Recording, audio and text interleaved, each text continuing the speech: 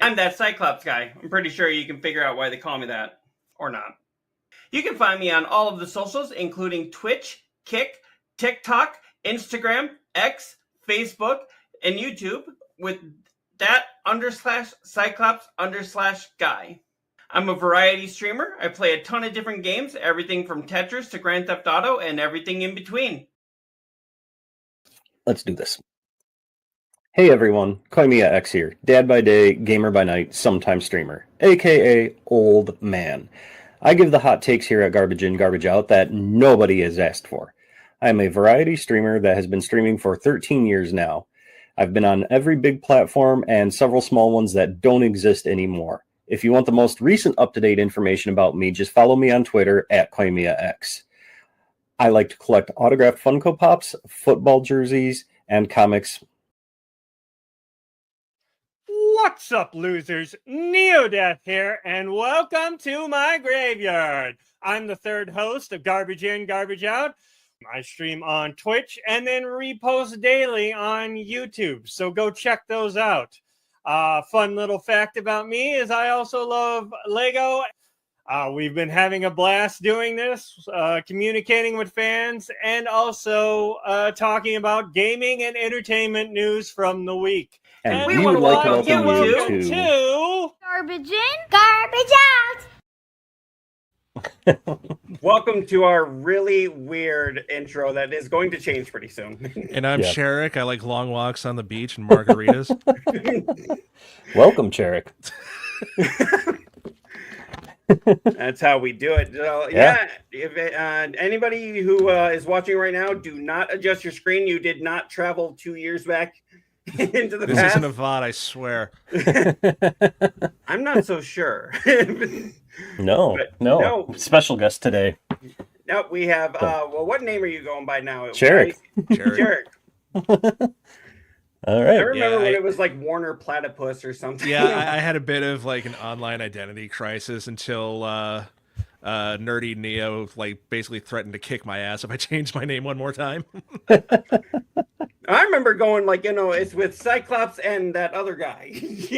Sometimes. Yeah, I would just make all sorts of stuff up. I did think about just starting with the 7 words you can't say on television. Yeah, you can say them here. Go for it. Yeah, hell yeah.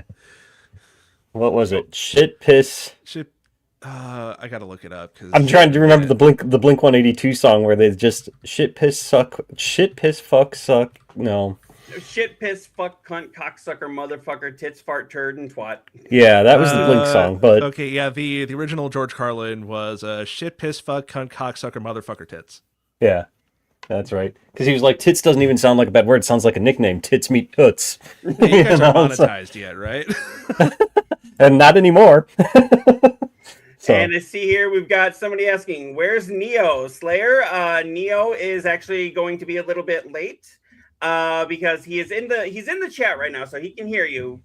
But he's going to be a little bit late because he's got to work. Family obligations. His version of family obligations. Mm-hmm. Well, and that's whenever Koimiya or any of us have to take off, we usually rip on each other. Like, no, he's got to be with his family. Yeah, he's got to do responsible shit and make money. Neo's making that Switch 2 money for me. Sab, that is what's going on. He keeps saying it's in the mail, but I'm like, you've been saying that since June. I'm sure he sent me like 7 systems by now, and one hasn't arrived yet.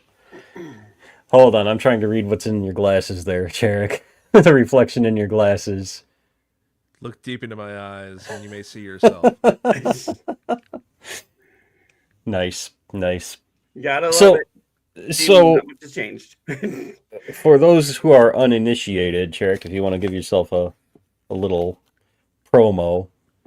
I'm Cherik. I run the channel Seeks Out, spelled as it sounds. Kind of getting back into the saddle starting later tonight. You can find me on YouTube, Twitch, Kick, Rumble, and you can catch me at Cherik Seeks, just ruffling feathers on X. Well, that's how I saw you. That's why I reached out to have you come on. Is like I had seen your tweet. Do they still even call them tweets? And Some do. and I saw your, well, I do apparently, but I saw your tweet and about coming back out and streaming tonight, and I was like, I wonder if he'd like to pop on our show and test the waters. Yeah, totally. Promote yourself. So I'm glad you're back, honestly. Yeah. So Happy to be here. Yeah, I can drop a link tree real quick if you want to spread it around your chats. yeah, definitely. Yeah, Go ahead. Drop it in the private chat, so whoever's in charge of that can do that. And normally it's Neo, but see, their I can Twitter, not their Twitter, their Twitch is all hooked up to here on StreamYard, so we can do the chats. But mine isn't. Yeah. Neo's Mine's calling me kinda old weird. because I call him tweets still. Hey, I still call them tweets. I'm not going to call it X. I was gonna say, do they have a term for it on X? Because I mean, no, It's just generic. It's just like posts. yeah, Like it's nothing cool. I saw you post that. Yeah, all right, there we go. All right, yep. So if you want to follow Charlie, go to Seeks Out, and there is the link tree. You can follow him on everything there. Yep. Later tonight, I am doing what I'm calling the Shuffler Roulette. So I have a way where I can play 20 retro games at once. Oh Jesus! Anytime I get hit, like anytime I take damage, it'll swap to a random game. And the roulette aspect comes in if you go to any of those places, YouTube, Twitch, Kick, Rumble. If you follow, subscribe, become a member, drop a donation, anything like that, it spins the wheel and it adds one more game into the pile. I have about 150 extra games. So let's see how wild we can get this party going. That's wild. How did you set that up? So I learned about this from another Twitch streamer, Smite. He uses an specific emulator, BizHawk, and there's like a Lua script for it where it's the shuffler, and the particular damage shuffler has like a list of finite games that actually work with it. So I'm working within those limitations, but there's Okay. also a time-based one where it can run just about anything. Huh. That's awesome. That's awesome. So are you? I'm assuming then your Seeks Out on all those channels. Like, just search for Seeks Out. Yeah, exactly.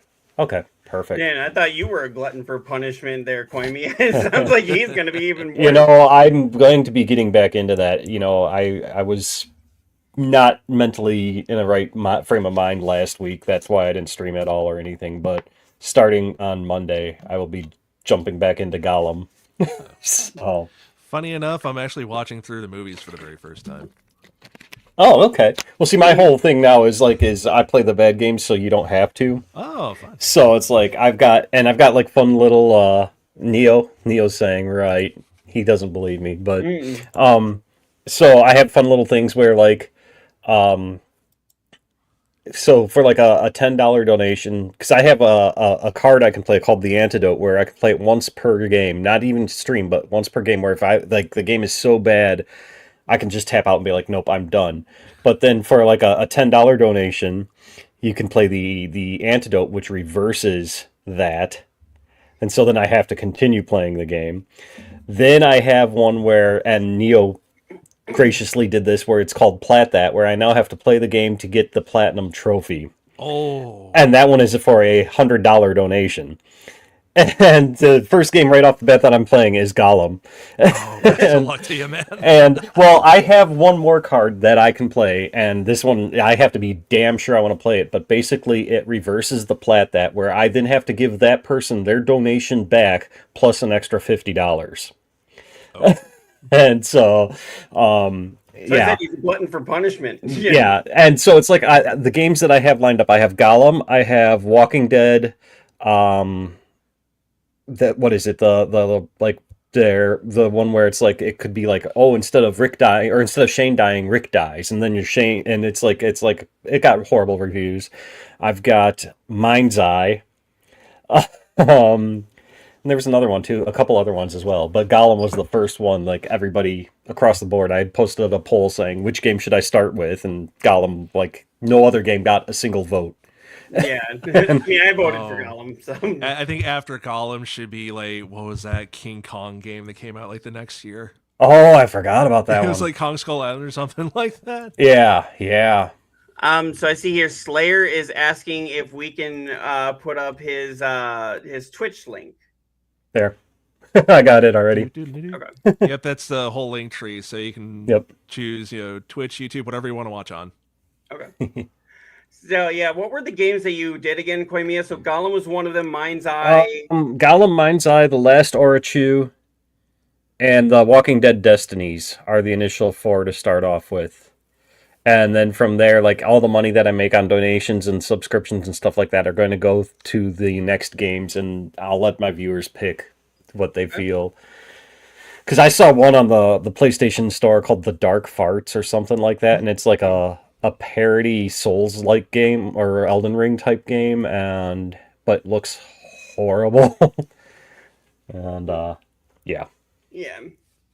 So, and then we were saying we could hold some of the questions until Neo Death gets here. I know I'm not sure what time he's working until, but I know he'll be here probably in about half hour, not even that much. Yeah. Something like that. Yeah, so it's good to have you back here, Charlie. It's going to be a lot of fun here. I know right before the show you were talking about how you get to just sit there and let us stress out about running the show. Right.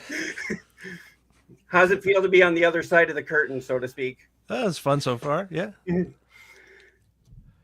then I see Slayer comes back. He says roughly 2 hours and 2 minutes 37 and seconds. So Fair enough. All right, so what have you guys been up to throughout the week here? I know I've been doing a lot of working. My job is making a lot of changes and doesn't seem to like to tell the people who have been there for years that things are changing. They tell that sounds about right. Not the people that have been there. And then when we do it the way that we've always done it, they're like, "Oh, well, we're gonna have to talk to you about that." It's like, No, we want we want all the chicken in the display. We want to show people we have all the chicken ready. 2 weeks later, no, we just want some display pieces to get all that chicken out of there. And you've been told do not put all the chicken there. It's like, okay, you guys got to get on the same page here. you can't have one yelling for this and the other for that. It's like with my job right now. It's like I'm expected to make I have to take client information and make it into graphics, but I don't get the client information half the time. And so I'm just like, data. I cannot make bricks without clay. Mm-hmm. Now, ours has been a lot of, because I work in the health field, and they're like, oh, well, if they put it in this amount of time, it takes 30 days to process. But at the same time, then you can still tell them that we can make it that they can get their medication right away. And I'll be like, okay, so we'll push it through and you can get it within the next couple hours. We'll tell them it's going to be 48 hours. You just told them you can get it right away. Okay, 48 hours. Well, what do you mean? And then I'm being screamed at by the client and screamed at by these people. And it's like, a few times I've actually just walked away from my desk and I'd be like, if I could walk out right now, I would. Yeah. Until you guys get your shit together. But no, other than that, I mean, it's been a pretty good week. I haven't done a whole lot of streaming. I know Koimiya X and Neo Death are going to disown me if I don't start playing Expedition 33 pretty soon. You haven't played the French game? I haven't played the French. I've got it. I played Assassin's Creed Shadows first, and that took 2 months to just beat the story, not even the side missions. So, what was it? Damn, I missed a lot of talk now. Last time I saw you live was when you were playing Man of Medan. Oh, Aram Blazer. Hey, how's it going? Actually, I've Aram Blazer has actually shown up in my chats a lot of times. Yeah, it's been a while since Man of Medan. In fact, I've played all of the other Dark Pictures mythology games, anthology. Yes, Claire Obscure Expedition 33. I haven't played it yet. I know it's the biggest game in the world, but see, Jarek knows. We finally got Neo Death to play Doki Doki Literature Club. Oh, dip. I hope he got further than I did with Voodoo Priestess. So, how far did you get with her? We didn't get to the good stuff. Neo actually got about to get to the good stuff, and then we just stopped. Neo got the plat. he went through it all. Oh, nice. So then he was like, okay, well, now that I've done this, Cyclops, you got to play Claire Obscure. So, because I kept pushing Doki Doki after you guys pushed it on me. yeah. So Yeah. it's a lot of reading, though. It's like it took me so long. I was like, God damn. And I think maybe that's why Voodoo Priestess didn't want to do it, because it's just all reading. It's a lot of reading, and it is like a slow burn to begin with. Mm-hmm. But it was more of a scheduling thing. It wasn't really much of a lack of interest. Mm-hmm. But it was just like, dang, we stopped right before we got to the good stuff. With all the weird shit that started. Yeah, just the little weird shit. Mm-hmm. Just a little weird shit.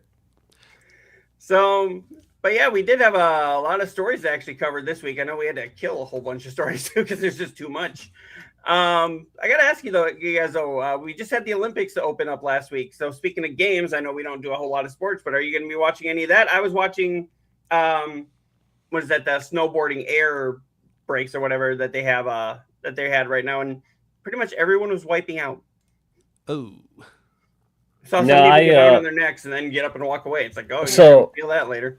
I don't even know if I have the channel, like in the cable package that I have. Doesn't have any basic channels. It's like all cable channels. It's weird. It's a weird spectrum package. But so I don't even know if I have the channel to watch the Olympics, but B, I don't give a rat's ass about the Olympics. So I think honestly the last time that I watched the Olympics was back when it was like the dream team for basketball, you know, Michael Jordan, Magic Johnson, all of them. Oh, it's been a while. Yeah, so I mean, what was that, 96? Something in there? 96, 97? Or I'm whatever. surprised you didn't watch it when it was in Japan, because they had a lot of Nintendo references there. Oh man, like I missed all of those. Like I was too busy. Like, oh, I got to hit the commercial break now. Because I mean, I it's my understanding there's some sports ball event happening this Sunday as well, and yeah, something about some bowls that are super bowls. I've heard about the super bowls. Mm-hmm. So you know, if you go to Illinois, I heard you could have a Super Bowl. Yeah. I'm sorry, that was stupid. Yeah, it's filled with pasta. Yeah, I know. We watched the opening ceremony, and then I was just watching some snowboarding stuff. I don't watch a whole lot of it, but if you don't have the cable package, you can watch like the main stuff on NBC. But we don't have cable. We don't have regular TV, but we do have the Peacock app, so we're watching it on there. And then once I got that back, once I got Peacock, I was like, oh, hell, there's a lot of movies I wanted to see. Fuck the Olympics. I want to watch these. See, I want to get... I need to resubscribe to Peacock, because isn't that the one with Twisted Metal? Yes. Yeah. Okay, yeah. I haven't seen season 2 of Twisted Metal yet, so I need to get resub to Peacock. But we just... just watched the wife and Black Phone last night. Yeah. The wife and I just finished season 2 of Fallout. So now we're like, all right, where's 3? You know? So I got to ask you, Koimiya, I know a lot of people were upset about the whole kissing cousin thing in Fallout. Is that something that is really throwing it off for the show, or is that actually like a good change that they made for the story, or is that just kind of a whatever kind of thing? To me, it's a whatever kind of thing. Okay. So, I mean, it didn't really... my wife was like, okay, that's part of the story. You know, like, so... The Twisted Metal is top notch, can't go wrong. I loved that first season. I gotta watch the second season, but Twisted Metal is really good. I love what they're saying here. No one wants to go to Illinois. I mean, you're not wrong there. That's why I moved out of there. So. Oh, if only I could, but I bought a house. Well, technically. And down with sports. I am not a sports fan. I don't know if I've made any qualms about that. I'm not a sports fan. I just like the Olympics because it's like the world puts its differences aside and we're like, you know what, we're going to take it out on the field. I mean, I only really watch football. And, I mean, I'm a Bears fan. Yeah. Always will be. Most I'll So- be is like, did Chicago win? No? Cool. Okay. Right. Like, that's how I am. Yes. Sweet. That's how I am with baseball. I mean, I'll admit I'm more of a Sox fan than a Cubs fan, but any of those other ones, basketball, I don't care about that. The hockey, okay. Did the Blackhawks win? No, okay. But And what do we have here? I've been considering remaking chess into a more action-packed game where if you get checked, then you have the option to fist fight the opponent, and if you win the fight, you get their piece, then put you in check. If you lose the fights, it's checkmate. So basically, of hockey glory. was. I mean, I feel like that was kind of battle chess back on the NES back in the day. So I mean, Cherrick, you're the only one not representing Beam right now. See, I didn't get that sponsor. yeah. However, if you want to help someone boost a brand new channel, Beam, I'm open. We can show you how to do it. Yeah, Beam is great. Sure. You get to restream. You can restream up to what is it, 70 different channels now, 70 plus channels all at once. Yeah, something like that. And I think the record right now, DJ Guns did a 40. I think it was a 42 channels all at the same time. Crazy, bro. So, yeah. I mean, that's what I'm using is Beam. So, like, right now, my Beam is going to Beam, Kick, YouTube, Twitch, Valora, and I think that's it right now. I don't have my Rumble turned on. I don't have my Facebook turned on. And I don't have my flashy social turned on. I wish they'd be able to do one to TikTok, but TikTok doesn't have a stream key, so you can't put it There's in a there. workaround. I know there's workarounds, but That one I had, that one with Nutty, that one that Nutty posted worked for me. Yeah, that worked for me too, except it drains so much of my my CPU. Well, I mean, I was running it through Beam. Maybe I'll try it through that. I'll like re-download it and run it through that. Yeah, because I mean, they do the custom RMTP, so. Yeah. So, go ahead, Chark. Oh no, I was just saying, like I've been toying around with Meld. I don't know if you guys have heard of Meld. Yep. Mm-hmm. Yep. This is how petty I am. I love Meld, what I've used with it, except for the fact that they don't have stinger transitions yet. Yeah, it's weird. Like they have some stuff that OBS doesn't have, and I appreciate, but it's not quite. I can totally replace OBS so far. Right. But the pettiness in me is like, because it's on the roadmap. The stinger transitions is on their roadmap. But I'm like, well, until you get that, I ain't using you guys. Like, that's how petty I am. Like, I need my transitions. I don't know why, but but yeah, like, I mean, I like the isolated audio tracks that they can do right there in the studio. Yeah, it's a fun thing to tinker with. Oh yeah. So, I love the fact that I can just run just like application audio through the mixer without having to do any funky like voice meter stuff. So my soundboard is just like right there. Yep. Yeah. I've been tinkering with it, just waiting for that day for that patch to drop that has the transitions. So Soon.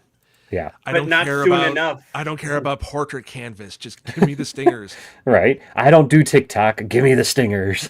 So There we you go. changed your picture there, huh? Yep. So if you guys can see, apparently ChatGPT thinks that I'm winking.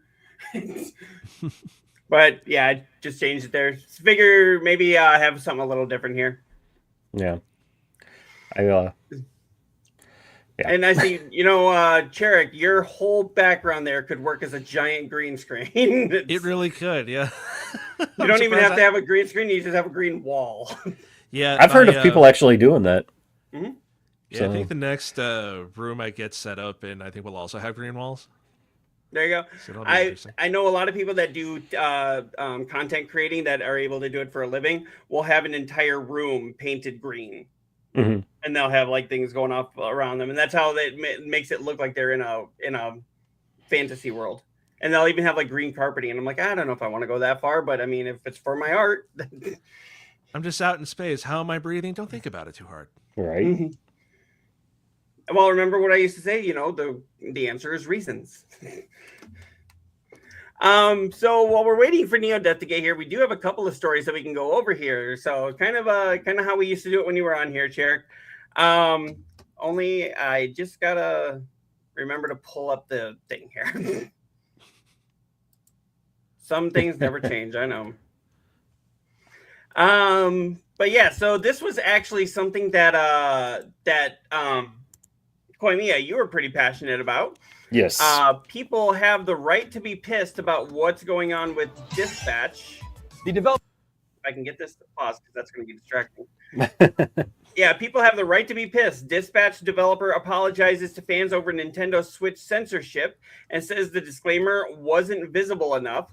And on top of that, they have said that there's no way they can bring it there and completely uncensored. Nintendo is blaming the developer and the developer's blaming Nintendo. Yes. And oh, go ahead. Well, go ahead, because I've got a lot to say. Okay, I was just going to make the joke. It was like, looking at this gun, it's like, no, we're not doing this. I'm calling you a slur. I don't know which one yet. So I think it's actually more Nintendo than the developer, because what it is, because a lot of people are like, well, you know, Cyberpunk is on the Switch too, and you can adjust your genital sizes on that, and like The Witcher 3 is on Switch, and all of these other things. And the thing of it is that I think it's because Nintendo wants two versions of the game made, pretty much. One for like the US version where they wouldn't have to worry about censoring it, and then one for Japan where they would. Mm-hmm. And because of the fact that the Dispatch developers probably don't have enough money to go out and produce two versions of the same fucking game, they aren't going to. So I think that's why Nintendo is going, well, it's the developers, and the developers are going, it's Nintendo. And I think that there's a little bit more depth into it than that, but the developers flat out have said, we legally cannot say why we can't do this. So then that kind of throws it in Nintendo's court. Exactly. But here's the thing with making two versions. There's already versions out on other consoles that remain uncensored. Correct. Can't you just port it? Correct. But here's the thing. The Nintendo Switch version is automatically censored. The versions that are out there on the other consoles give you the option to turn that censor on or off. The Nintendo one didn't even have that option. They just automatically censored it. Well, and it's worth noting here, they've said that there's no way they can make an uncensored version of the physical copy of the game. They have not said they can't do an uncensored version of the digital. Well, and see, they're working with Nintendo right now for going forward, but nothing will be announced yet because it has to pass the console approvals. True. So I'm thinking a patch is in the works. Will it be fully uncensored or not is the question. Mm-hmm. But I think it's ludicrous on Nintendo's part to even want, especially since they let Witcher 3 and Cyberpunk and even the Mortal Kombat games. I mean, there's no nudity in Mortal Kombat, but I mean, it's a pretty violent fucking game, it's just odd that they would choose this game to censor. Is it maybe because it's technically it's a superhero game and the superhero has more potential marketing towards children? I don't think so, because if you go into the eShop and you can scroll, like as soon as you log in, you're blasted with like 30 hentai games right off the fucking bat, So like, I don't think the superhero aspect of it is what it is. I honestly think it's Nintendo going, okay, this is a no-name company with a little game. It's not going to make us a bunch of money. Whereas this is another one they've said they'll disown me if I don't play. Whereas people will buy Cyberpunk. It's going to be a big seller. The Witcher is going to be a big seller. Those are going to move games on our system. This isn't, for lack of better terms, this is an indie game. It's not going to make us money. Well, if it's that little consequence, then why do it to begin with? Why have them censor it? That's the $1 million question right there. Because Nintendo's no stranger to censoring things. They've done it ever since the NES with censoring like religious imagery and scantily clad women, things of that nature. Yeah. But it's just a bizarre double standard where, like you're saying, you can change the size of your genitals in Cyberpunk, no qualms, but we're gonna censor a cartoon dick. We're gonna censor, Yeah. So. But yeah. Hi there. Is it Mahali? Am I saying that right? I'm sorry if I butcher your name. Yeah, and I love what Slayer says here. Ludicrous. I love that guy. Yes, I am a Ludicrous fan. And then as I was kind of mentioning with this before, there's actually a story right here that says, sorry, Dispatch fans, there will be no possibility of an uncensored physical version on Twitch. And I like how they say right here, I like how they say right here, physical version. They are making sure that gets, this word is there. Right. Because that does not kick out the possibility of a digital version. So yeah, and that's like I was saying before, it's just so weird that they'll say physical, but digital might have it. Is that maybe their way of trying to get 2 sales out of people? Possibly. And leaves it open for modders who, if there's enough of a fan base there, modders will do the work that the developers can't seem to do for whatever reasons. Now, Cherrick, have you played Dispatch? I have not, but I've heard about the censorship. Okay. Yeah, but I know Koimiya's played it, and I don't know if NeoDeath has played it. Has he played it? I don't think he's played it. I know he was watching when I was streaming it for Extra Life. Okay. So I know he's seen a bunch of it. So. Yeah, and it looks like a lot of fun. That's Laura Bailey and Aaron Paul are the 2 main characters, aren't they? Yeah, and there's a lot more big names in it as well. But Aaron Paul does a great job as a voice actor. I just got to throw that out there. If you didn't know that was him, you would have never known that you wouldn't have guessed that it was him. So it's not like BoJack Horseman where that's very clearly him. No, it is not. Okay. So NeoDeath comes in and says he owns it, but he hasn't played it. Okay. So yep, and I will definitely be getting that too. I gotta get through Expedition 33 first. So it's if you like games like the Telltale Walking Dead and things like that, it's going to be right up your alley. Oh, I love those kinds of games. So those games and like the one that's coming out later this month, Reanimal, like those kind of smaller ones, those ones that are very much AAA that look indie. Now, speaking of games that are coming out this month with demos, did you get a chance to play the Pragmata demo? I haven't played it. No, that looks awesome, but I haven't played it. I'm okay. As far as gameplay goes and story goes, this game is going to be great. It's going to definitely scratch an itch that I've had for a while for an action game from Capcom. I just cannot get past the main character, Hugh. I don't know if it's his voice acting or the lines that they're giving him, but it's just, I was literally cringing at how horrible it was. And you're talking, and I've sat through Forspoken and had no problems with that, but I don't know, just when you're playing this guy and you're firing at robots and you're shooting them and you utter the line, "Get some," I'm just like, ugh. If there's a way I could mute him, day one for me, day one game for me. So, what's interesting? Mute him. It's a day one muting, huh? What's interesting though is for the demo, is it's called Sketchbook, and it's not a long demo. It's probably if you're going really fast, easily 15-minute demo. It took me 20 minutes and I only know this because it has a timer at the end. It tells you how long you took. It says your new record, and then like subsequent playthroughs.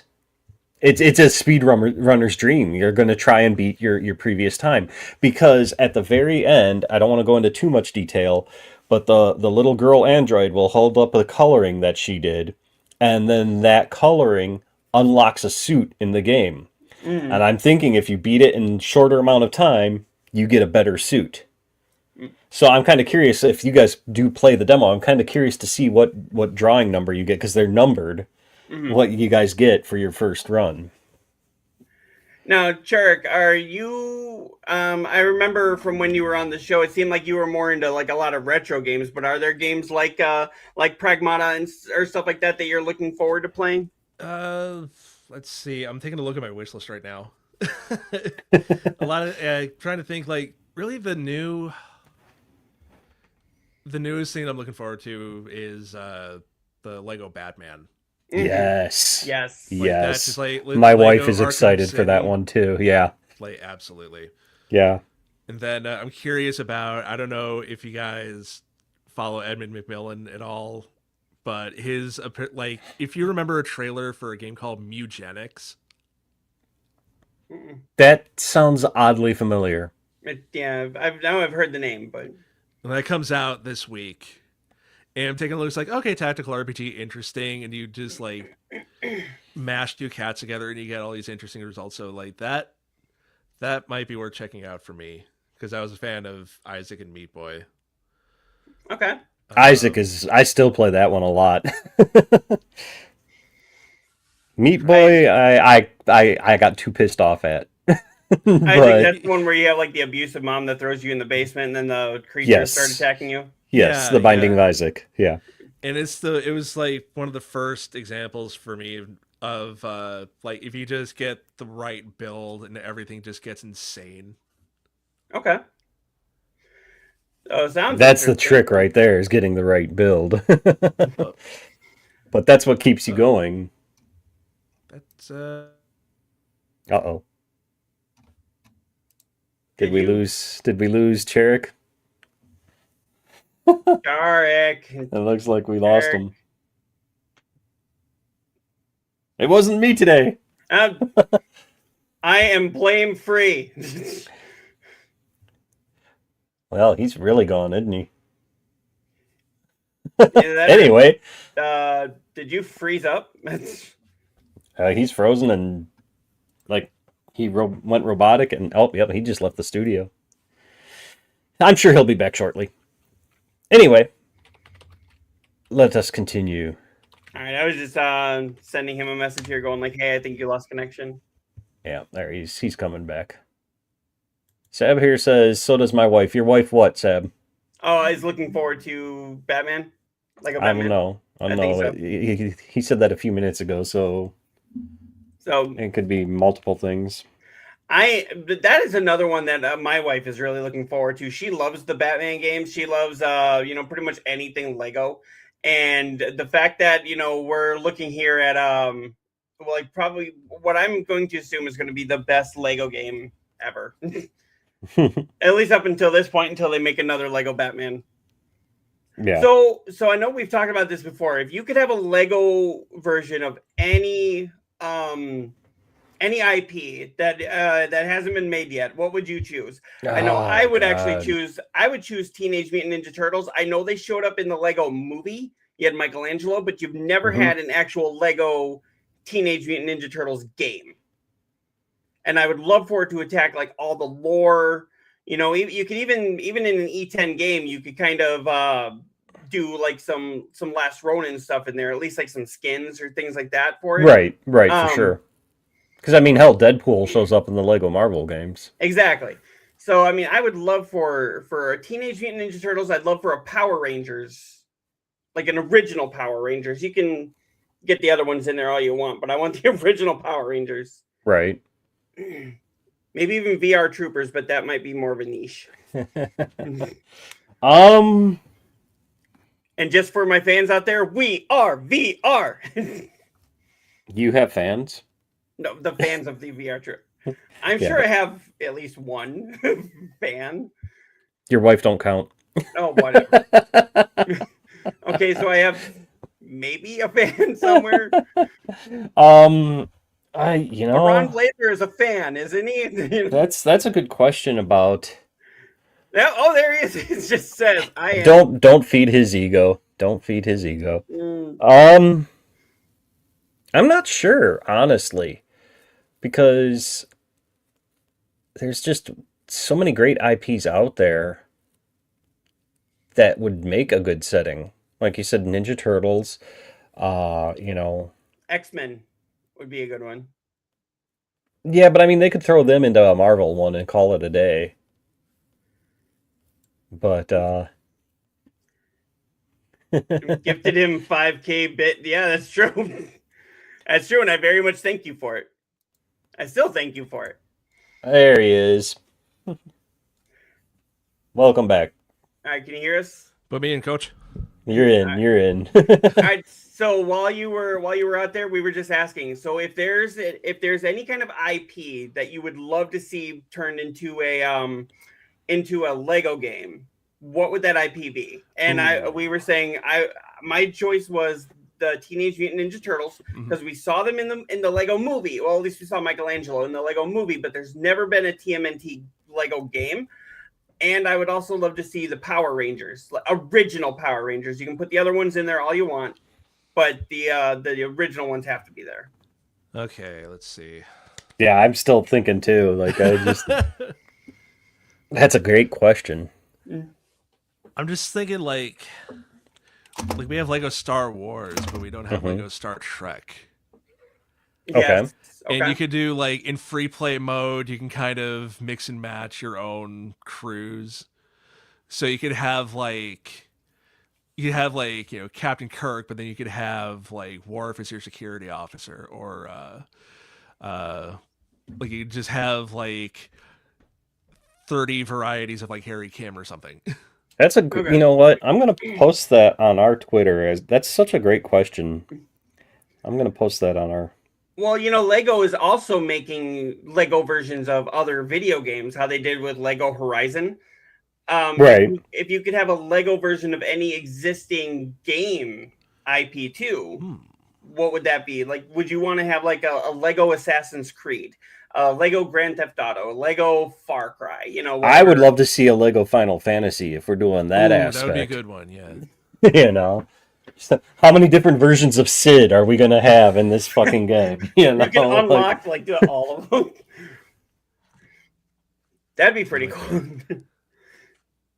I just created a poll and I didn't realize I was going to do that. I know Lego Metroid is jumping out of my mind. Ooh, yes. Yes. Oh, so we got Saber going Lego Hugh Hefner. We have a Ron Blazer. My wish, if it was a Lego game, I would love to see a what is that? Silmarillion story arc into that. Okay, and says hands down on Final Fantasy. Yeah, and that's then says, Lego Hugh Hefner. Lego Hugh Hefner. Well, meant, leave it to Slayer to. Well, I mean, go that route. There was a Playboy game a long time ago on like the PS2. So imagine making that in Lego. You just have like blocky, Could you imagine a Lego Tony Hawk? That would be pretty fun. Mm-hmm. What was that other one? What about, I don't know. I was going to say Lego Call of Duty, but I don't know. That's just first person Lego doing this. How fun can you really make that? That won't just be like fun for 10 minutes and then shut it off. I saw a fan made video. They did a Lego Last of Us. Oh, wait. Oh, really? Yeah. That would be cool. Lego Postal. Lego Diablo. Yeah. Lego Postal, I can just imagine like you're peeing on the guy and it comes out in like Lego bricks. Those little studs, yeah. Yeah. You just decapitate someone. Yeah, right. A little pop noise, yes. And yeah, the Silmarillion, like lore, like Lord of the Rings, imagine First Age as it starts with a huge and great war. Fall of, I don't know how to say this, Gondolin? Starts Gondolin and so Gondolin. on. I don't know why I can't good talk. man. You can now leave. Neo is in the building. Usually he comes in and just starts screaming at Fred. This time he was very polite. He did his job today. Thank you, Fred. Did you do Alright. yours? Yes, unfortunately. So you ordered my Switch? Yeah, it's in the mail. Totally in the mail. So, Neo Death, we were just talking here. You might not have heard us. I did. Okay, so what would you say would be a good IP? So are you talking about video games that should be Lego sets or Lego sets that should be IPs? That's No, what I was any confused on. video game, any game, like any IP in into a Lego world. Like, you know how they're doing the Lego Batman and they've got Okay. Lego Jurassic Park, things like that. Uh-huh. Any IP into a Lego game. The Sims. No. As I say, Bioshock or God of War would be kind of fun. Oh yeah, imagine him throwing like a little brick at somebody and being like, "Yo!" And watching them just like explode. Mm. What else? Cherik said, "What about Postal? You know, like you pee on the guy and it comes out in Lego bricks. You know? No, I said Diablo. Yeah, and he said Diablo. Okay. I know you were saying Star Trek, but they've started making Star Trek Lego now. Yeah. And I'm So- saying, okay, so it's not too far fetched. They have the IP, so they could start doing it. Grand Theft Auto and Lego. Well, didn't they? I mean, isn't that Lego City? World? Yeah, Lego City. Lego Yeah. City Undercover? I mean, except you very politely asked the person if you could borrow their car. You know, instead of, Excuse me, sir. I have to take that. Just the mumbles with it. Thank you. Now, do you miss the old Lego games where they didn't talk, or do you like the voice acting? I missed That was yeah. That was a great question. Hi there. How would I even say that name? I'm not even gonna. I'm sorry. Thank you for the follow and watching, but I'm not going to attempt to say that name. It's literally just WCSE. Hi, WCSE. So Whiskey? okay, So yeah, from now Whiskey. on, your name is Whiskey. Yeah, we're gonna call you Whiskey. Thank you for the follow and hello, Whiskey. How are you today? So, So, yep. Okay. to get back to So- your question though about the mumbles or the actual chatting. Right. I miss the mumbles. I really do. They you know, my kids were actually going back and playing some of the older Harry Potter and the Pirates of the Caribbean Lego games, and it was just and it makes it funnier. Mhm. Yeah, like they got the story across in just the mumbles and you know the little things without having to do that. When they started doing that in the Star Wars, I was like, oh man, I missed that. Was that, The was old that way. Star Wars or was that Lord of the Rings that had the first talking? No, I'm pretty sure it was Star Wars. It was, I it was remember, either like, Star Wars or I want to say it was one of the Lego Batmans. Or maybe it was Batman. But I just remember like the way he was trying to say "I am your father" was like and then like held up a picture of like him and his mom laying in bed like ooh. All right. Oh boy. Yeah. Yeah, I miss the mumbles. Yeah. Maybe that should be a thing. Like they give like a version, like you can make like You can one toggle it between Yeah, the you two. can toggle between the I two. wish like, they you would have. mumbles Like when or- they first or announced purple. it, they should have done it then. Because now people are like, they want that. They're used. How about to a it Lego the other Lego way. Fallout? Yeah. Ooh. Yeah. Yeah, but you I'm wouldn't do thinking it 'cause TV You don't want to build up the settlements. So I'm thinking TV shows now. If you could have a TV show set in the Lego universe. Oh well, I mean, we said TMNT and Power Rangers; those were TV shows. Well, but, the two that pop into my mind right now are Our Flag Means Death and What We Do in the Shadows. I would kill for a What We Do in the Shadows Lego set. what about a Lego Walking Dead? Okay. yeah, I can see that. So that's what I mean, we can just go on with this the whole show. We're Right. really good. Slayer comes back. Lego Oh, Jesus Neverland Christ, Ranch. Slayer. Lego Expedition X, but you actually find the monsters. So, Or for the women, Lego Desperate Housewives. Let's just see how well that works.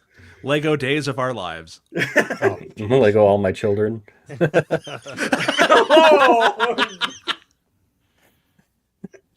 I don't think they want to go with that one. I don't want to go with that one. So, Like, who are we selling this to? Like, single moms who are stay at home? Lego True Crime. Lego My Law Two and Sons. Lego Mr. Belvedere. Yikes. Lego the Boy Nanny. Meets World. I was gonna say, Okay. do young kids even know half these shows we're talking Lego about? Elf. Probably not. Yeah. Lego Elf. They haven't done an Elf one, but they are coming out with E.T. this year. What about Lego Small Wonder? Ooh, I love Vicky Small Robot. Wonder. I love that show. You would.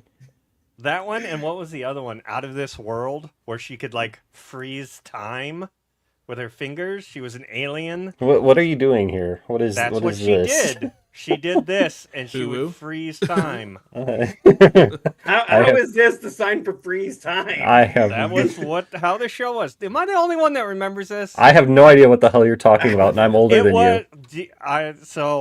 I'm pretty sure it's called Out of This World, and the mom Google it. Pull it up. Pull it got up. with an alien, and then they had a kid, and the alien left, and now the daughter has these powers where she can freeze time. Are you sure that this was a I TV know this show is and not real. like something I've you looked saw it up on before.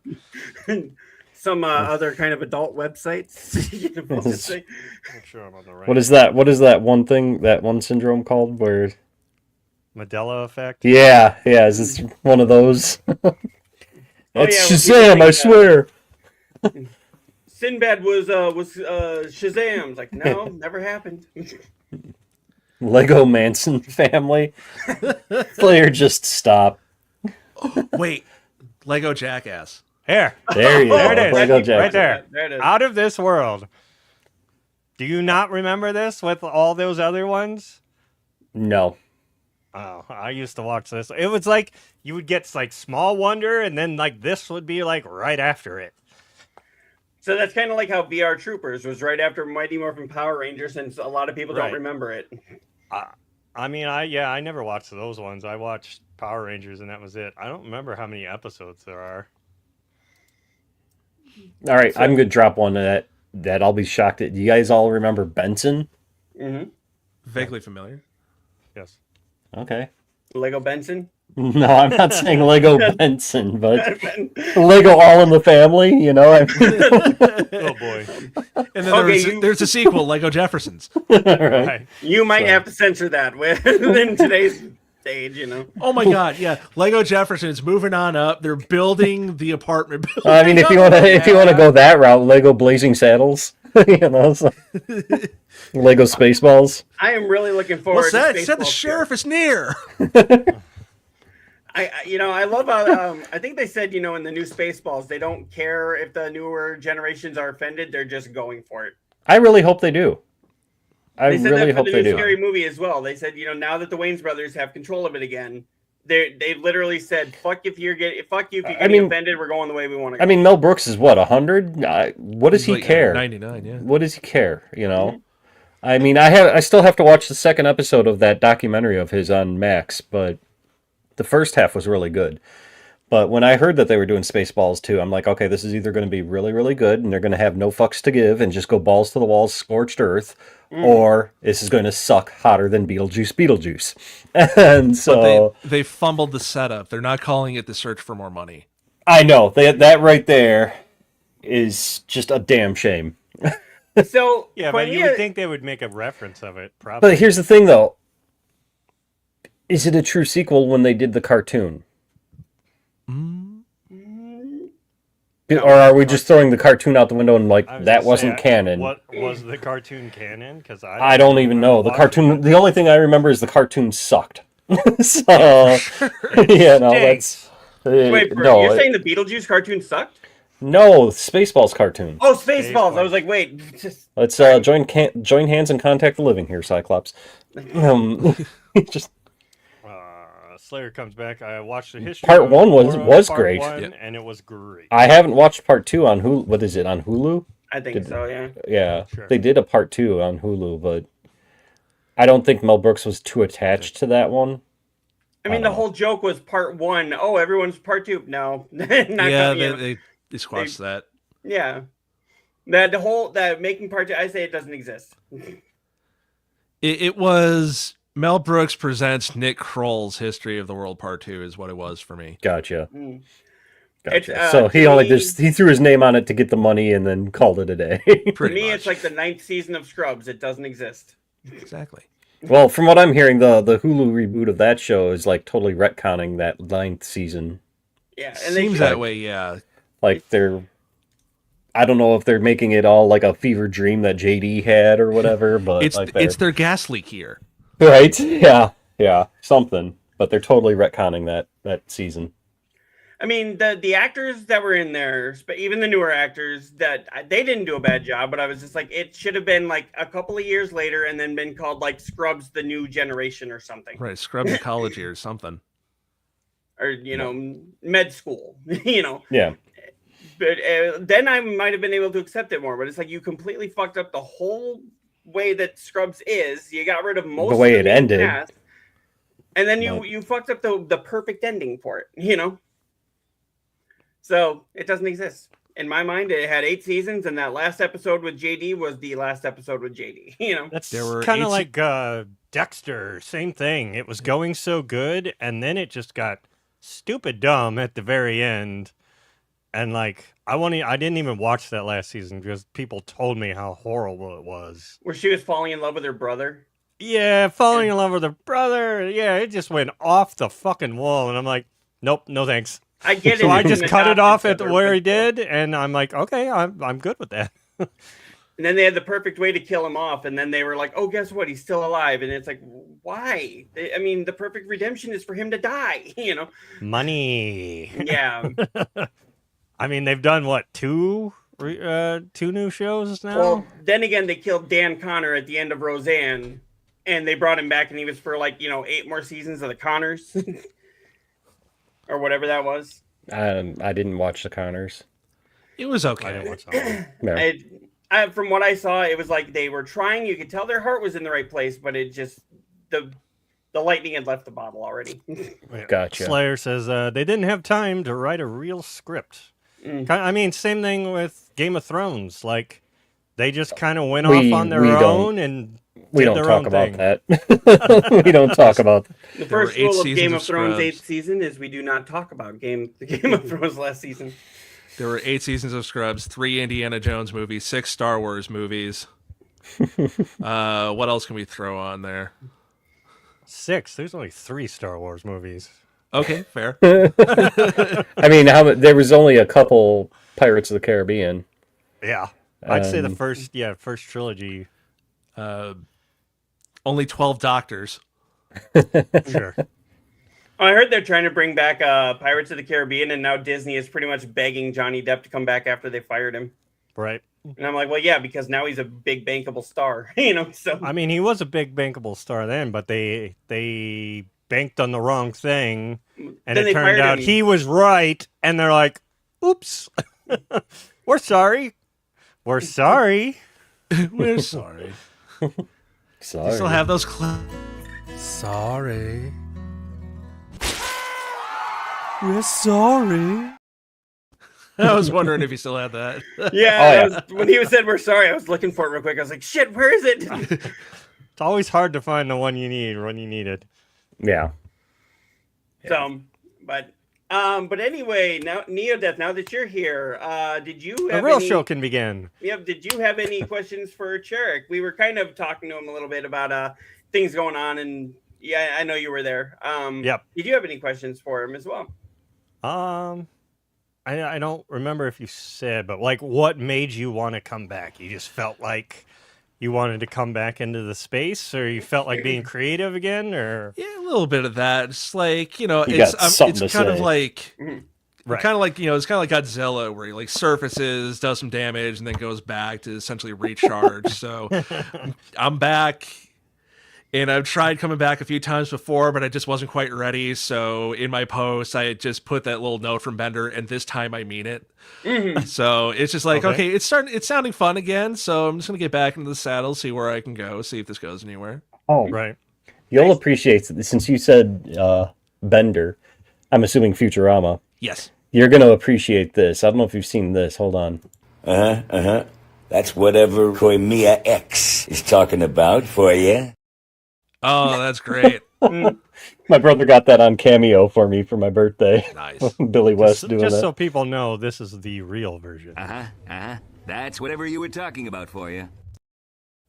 So, but We're we kind of got- wondering if Billy West had a stroke. You saw how his eye was closed, not like mine, but his eye was closed. But Yeah, I just think like you. little different, I think. Keep my- winking. Yeah, I honestly I think he had a stroke because like that's obviously an edited clip from the Cameo that my brother sent me, but like the whole clip, he's got like the side of the droopy face and things like that. Because my brother was all like at first kind of pissed off. He's like, he seemed kind of like he phoned it in. And I'm like, he seems like he had a stroke. Probably had And then my brother's like, well, now I feel like an asshole. That's probably the drugs catching up with him. So, but Oh, wait, you serious? Let me laugh even harder. that's one of my favorite clips right there. I use that GIF a lot on posts. My favorite Bender line GIF? that I like pulling on people is like, they're saying, it's like, no, don't do that, or you can't do that. I'm just like, watch me, poor man. I also use the whatever, baby. I thought I told you to shut up. Shut up, baby. I know it. Yeah. Well, I see, because I'm out in Kentucky now, and I see a lot of people from like Illinois and Wisconsin getting together, and I'll be like, fine, I'm going to have my own party with blackjacks and hookers. In fact, forget the party. Life's not all hookers and rainbows. But hookers and blow do say Christmas. That's true. We do have some other stories that to get to here. Let's actually pull this one up here. You know what? Let's start with a good one here. Terminally ill fan is spending his final days playing Doom, and the devs want him to know he's not alone. Saying you are not alone in that hospital room, replied the series co-creator John Romero to the dying fan on Reddit. So this is kind of like what you were saying before the show, Koimiya, kind of like where Rockstar let dying fan play Grand Theft Auto 6 for a couple of hours. Mm-hmm. Yeah. So is this a new Doom or the Doom we already had? I thought It's that was already been out. I thought. so yeah. It says right here. It says so one of the creators of Behind Doom and one of the lead developers directing the franchise today replied to a terminally ill fan's touching post about how he's spending his final weeks alive playing Doom Eternal on PS5 in a hospital room. So this is not even the newest one. It's not Doom the Dark Ages. It's the one that came out right before that. Oh. So apparently, Sorry, I just reading some breaking news. Oh, what's the breaking news? Breaking news? Brad Arnold, the lead singer of Three Doors Down, passed away. Oh, damn. 47 years Already? old. I knew he was had fighting cancer. it. I Yeah. knew he was fighting cancer, but He passed away. Oh no, So, I mean, that sucks. yeah. pull this up here. He said Brad Arnold. Three Doors Down. Yep. Yep, it is. First one it pulls up here is I mean, I just saw a post on There it is. Facebook. It is from like 2 hours ago, but there so it it's is. not that breaking, but That's you still know, breaking. yeah, breaking for us. yeah. Got it. All right. So I thought we could actually do a week without this, but right there, Nope. if you can pull that up. Damn, I got it. He was young. Oh, He's yeah. our age. Shit. Yeah. Okay. Yeah. Scary. 3,040. Go to your doctors, folks. Yeah, he has died. Apparently, it was cancer, but the statement explains that Brad passed away peacefully early Saturday while surrounded by his wife and other family members and loved ones following a cancer diagnosis. Yeah, because they were supposed to go out and tour, and then he got the diagnosis. Well, I mean, if it was canceled, when was the diagnosis? Because I mean, if it was like a recent diagnosis, then he must have been it was hiding that or pretty didn't recent, know. and yeah, he didn't know it. And it must have been like stage 4. Right, at that right here, point. right here. It says this is the band's first post since sharing the final. Since sharing the video of Brad confirming that he was diagnosed with clear cell renal carcinoma, a form of kidney cancer, back in May. So it wasn't that long ago. So and it went to his lung, stage 4 diagnosis. Yep, cancer. That'll do it. That's what got my dad. It was mesothelioma. So. Yeah, he was the longest tenured member of Three Doors Down. Okay, yeah, that's actually really, really sad. Now I want to cry here. Well, if there's anything like I remember does now, the show tears can come begin. out of the other eye, or Actually, no. I have tear ducts in here, but they don't cry. oh, that'd be so cool if it did. You just flooding down this side. Like, what are you doing? If I could do that, I would like just do this and like film myself crying out of the no eye here. So, but Brad Arnold, I know we got to do this. Controller's up for you. I actually have one today. Yay! So, Xbox. All right, clip it. All right. Well, now that the show's finally started, Right? An hour passed. I had to ruin your happy note there with that. Well, while Slayer comes in here, why do you always call dying fan stories a good note? well, okay. Here's a better note. Dee Snider's retiring from Twisted Sister because of I health saw reasons. that too. Because of what? I saw health reasons. Oh. Yeah. Okay, so they had like 2 hits with Twisted Sister that I know of. I mean, yeah, but Dee Snider is still like he was always in the zeitgeist, even though he didn't do a lot. Mm. Yeah, I mean, like other than fight Capitol or Congress for the censorship thing. Yeah, Yeah, that you was do like that. the big thing, right? So Didn't I he mean, do if you that call with that his wig on and everything. if you call that not doing a lot, I mean, Well, I mean, musically, like. Not a lot of people know him except for his couple songs. I'm sure there's been a lot of bands influenced by Twisted Sister. He was in Pee-wee's Big definitely. Adventure. That's where he made it. Hell yeah. Hell yeah. Hey, Burn in hell. you know what? If you're ever on Pee-wee's Big Adventure or anything like that, then that's like being parodied by Weird Al. That means you've made it. But yep. So bringing it back here, we were talking about this a little before the show. What the fuck? Iron Lung creator puzzled by as Markiplier's film adaptation quadruples its budget in one day, beating out Melania and Send Help at the box office. Now, as you were saying this before, so it's kind of weird. He was like #1 at the box office on Friday, and then he like disappeared off of it for a little bit, and then suddenly he was back #1 on Saturday, and then he was like #2 on Sunday, and they're trying to say that Send Help won the box office. A lot of people are thinking no, but Markiplier's happy with where it's at. I mean, he got to make the film he wanted to make and get it out there, and like the fans showed up, right? So like he got what he wanted out of it. And, the execs, they're going to do whatever they want to do to try and manipulate the numbers and hope it didn't do as good. Okay. Well, so they say that this movie took $3 million to make. Now, my thing is, whenever they say what a movie's budget is, you need to double it because you've got marketing. It didn't really seem like they had a lot of marketing for this one, except for Markiplier talking about it. Right.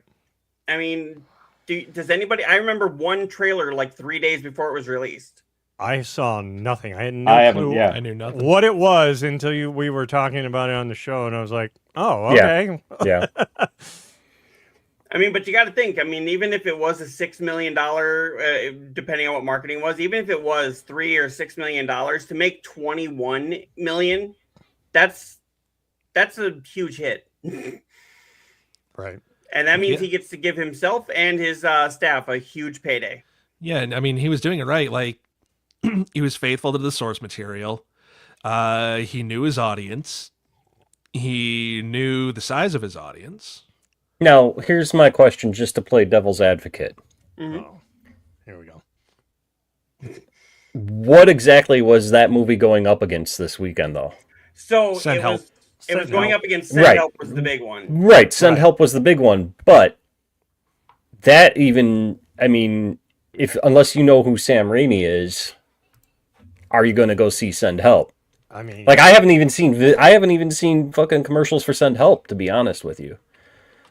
And I think I did. I'm not 100% sure. I mean, so your three options are Send Help, Iron Lung, and Melania. I mean, is it that big of a stretch to say, okay, yeah, that's why this movie's making a lot of money, because there's nothing Yeah, but nothing out there at this if there was time? nothing like completely, then I would just sit home, right? Like the people actually went and saw his movie just because he had put so much like So into it like, because they knew who was in it. I've got it pulled up here. So Who's the in it? movies, Him. it's just Markiplier. Yeah. Oh, see, You know, I'd heard the scandal that his wife slept with the director, the producer, and the star of the movie as well.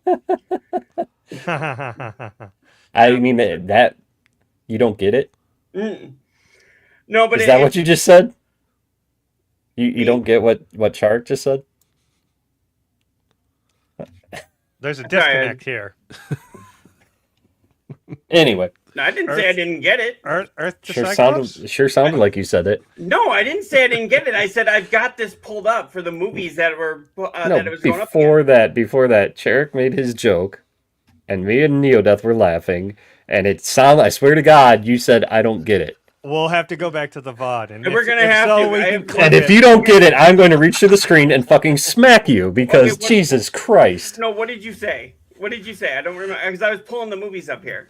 Oh no! I heard there was a scandal where Markiplier's wife slept with the director, producer, and star of the film. No, I said probably not. I didn't say I don't get it. No, she did. She did. You're saying probably not that there's no scandal? I've Or heard that of the she- scandal, and I'm saying it's probably not true. It's true. Oh my God. I Oh know. my God. I don't I've think heard- he gets it. He doesn't get He it. doesn't get it. Cyclops. Markiplier is the director, producer, and star of the movie. Oh fuck! Okay. Jesus Christ. Do Yeah, I need to yeah. draw you a I picture? was pulling up. I was paying Definitely I need to I got a clip that video. one. Oh my God.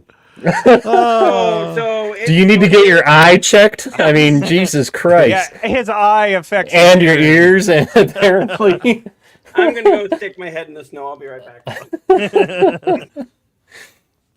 Slayer comes back. Damn, multiple Markiplier beat off Trump. He beat That's off crazy. But I don't think anybody even went and saw that movie, did they? Melania. Well, Yeah. Was it even in theaters? here. It was very is. limited. well, but- I only know that it was because the one theater actually pulled it because of, or Amazon pulled it out of the theater because they were making fun of it on the marquee. and saying things on the marquee outside the theater. Yeah, Okay. I'll try and find that story. So Okay. here's the movies it was going up against. So you had 28 years later, The Bone Temple, which was I'm not sure how they did that one quite so fast, but so they have that one. You've got Marty Supreme, which is that ping pong movie. The No, Housemaid. because those have already been out. Yeah, those are all like weeks old. Okay, yeah. so you've got I mean the only ones. So that the it was only top launching against- ones, Send Help. And Melania. Yeah, so these are the week ones, and then week 10 right here, and week 7. So, Damn, Zootopia Zootopia 2 is still climbing up there. and so is Avatar. Wow. Okay. But yeah, so Melania, Iron Lung, and Send Help. And now it's trying to say that this one made 18 and this one made 26, but I don't know how accurate this really is. And then this one made 11, which okay, for a movie that cost $75 million to make, why everyone's freaking out about, oh, that's a great movie. It's like, no, that's a massive flop. This is the big hit, and then I don't know what the budget was for this one. Budget for Send Help? Yeah. Look that up real quick. But yeah, I mean, everybody that knows Sam Raimi, I mean, Sam Raimi worked on the original Evil Dead, so a lot of people know him from that, and then people know him from working on the Marvel movies like Spider-Man and Spider-Man 2. I don't think people know his name. No, it's weird. He's known but big, not. but not big. It's very weird. Right. Because I mean, he did From Hell, Right. you know, Like or not people- From Hell. People know Evil Dead. Send people Me to know, Hell or whatever it was. But People know the Tobey Maguire Spider-Man. yep. Mm-hmm. But a lot of people But they know don't. that as They the don't Tobey Maguire connect Spider-Man. They're him not with like, it. Right, yeah. exactly. It's not. He's not like a Spielberg kind of name. Okay, Right. so it was a theater in Oregon that said on their marquee, initially they wrote, "Does Melania wear Parada? Find out Friday." And then they also wrote, "To defeat your enemy, you must know them." And so then after it got pulled, they changed their marquee to say, "Amazon called, our marquee made them mad. All shows canceled. Show your support at Whole Foods instead." So, Okay then. yeah. So, Who says you can't have fun with a marquee? Right. oh, I'd be doing that. Honestly, if I worked in a movie theater, I was hired on in a movie theater, and then I got another job that was going to pay me more right after that. So, but yeah, I'm actually really excited that Markiplier, because I mean, think about it. That just means with like just a very low budget and a little bit of passion and love, they were able to pretty much say "fuck you" to Hollywood. Now, I'm And the gonna fans listened. I'm gonna show my extreme limited knowledge here. I've never even heard of this game. Have any of you played it? No, I didn't hear No. about it until this movie, and then I saw the trailer for it, and the trailer looks awesome, so I'm going to play it. So what is the premise of this game? It's set in like future, and there's been like a rapture, and you're on this planet trying to like mine ore or something, but the ocean is blood.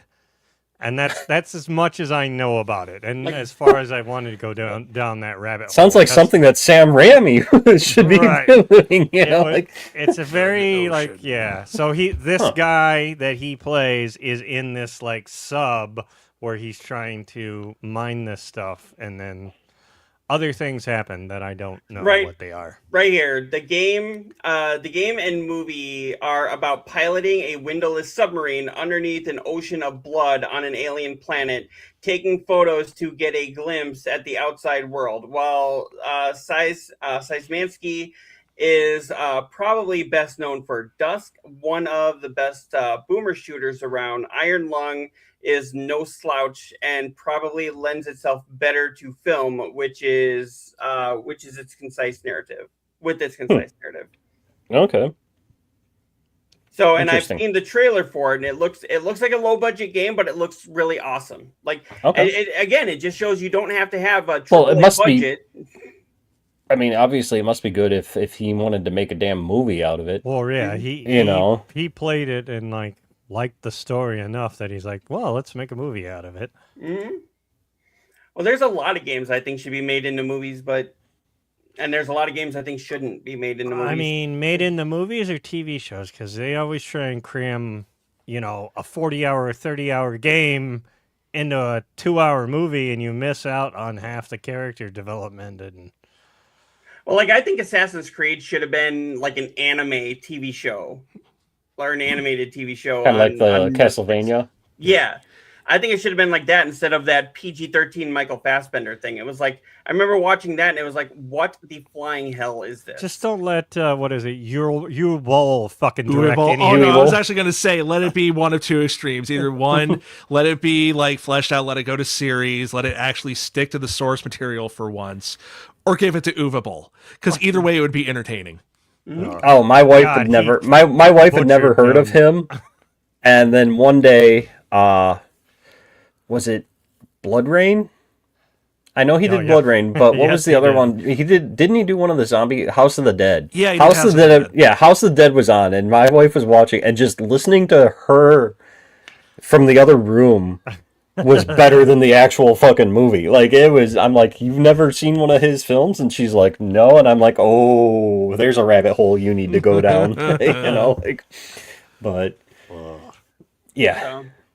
Slayer comes back here, but just because something is a massive flop doesn't mean the movie isn't great. Take Shawshank Redemption, for example. It was a great movie, but did horrible in theaters. Yeah, it wasn't until it was released DVD and cassette that it just... Get those cult followings, Yep. I mean, Rocky A lot Horror of those... Picture Show did not do well in theaters, know, but so UHF even for that matter, UHF was flopped so hard in the theaters.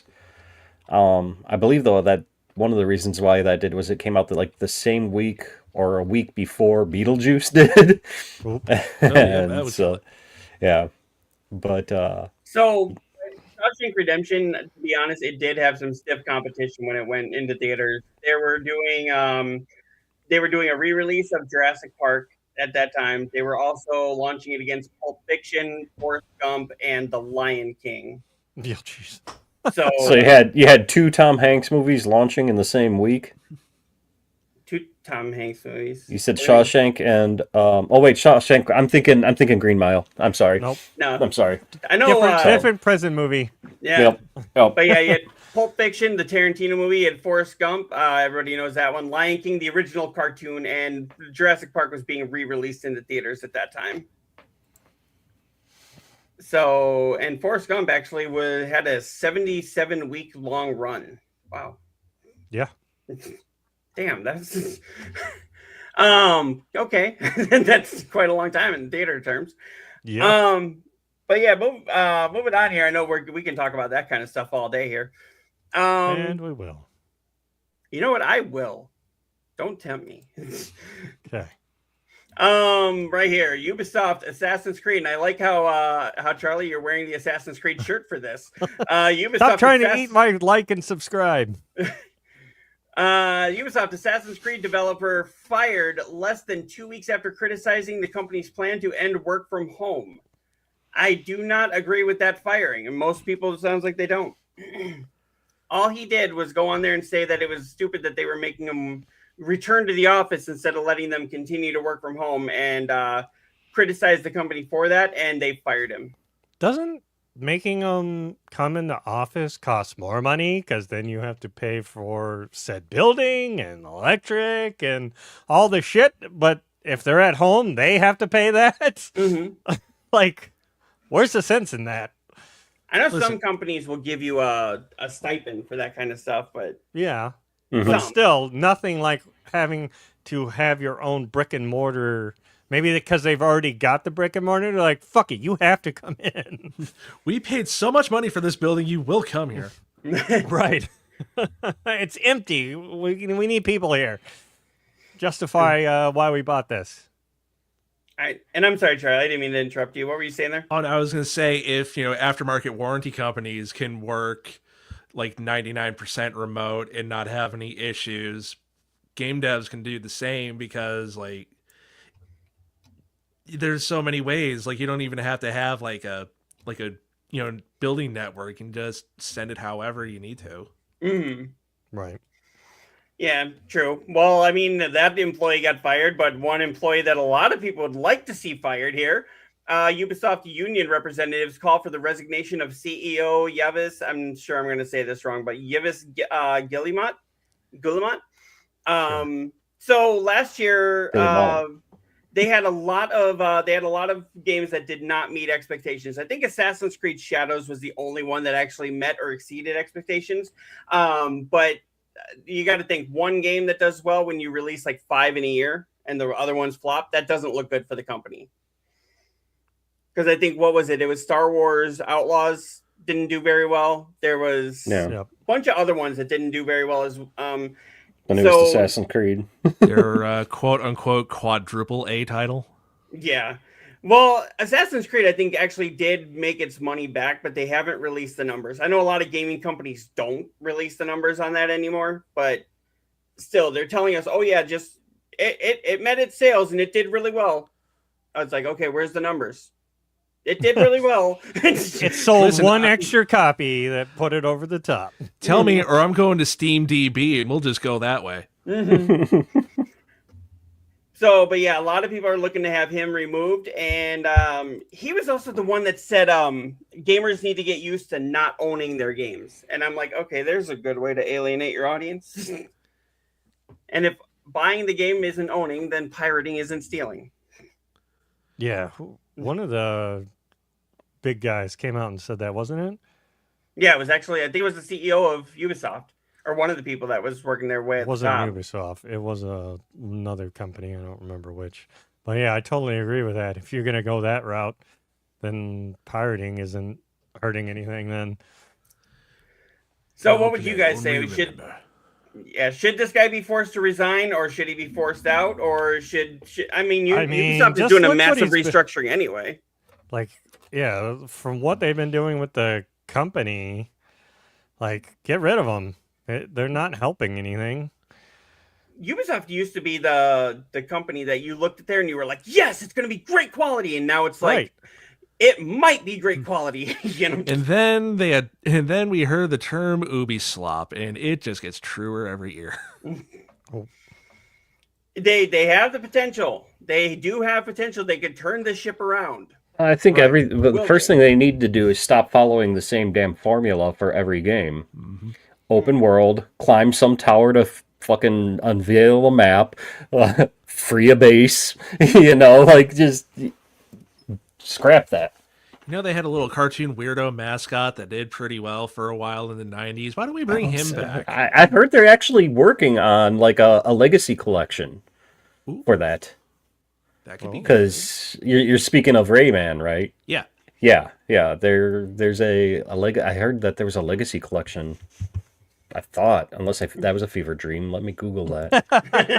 But Kind of like we thought Brian's, what was that, outer space thing? Out of this world. Out of this Go world. look it up. Go watch a couple You episodes. already showed it. We believe you now. Go watch some episodes, and you'll see how cheesy it was. I Just don't as need cheesy to. as Small Wonder. Your description was good enough. So while he's Well, looking that up, you know what space show I really miss? You remember Space Cases from Nickelodeon? Mm-mm. That one I don't know. That was the one, Walter Emmanuel Jones, who played the Black Ranger in Mighty Morphin Power Rangers. When he left Power Rangers, that was the show that he went to, was Space Cases. And it was basically these kids that were in a school that was basically in outer space. They went on a trip. They found this spaceship. They all boarded it, and then they got launched like 6 years away from home. And they had to basically just try and get home. But of course, the whole show was based on... So it's the Magic School Bus meets Star Trek Voyager. Kind of, yeah.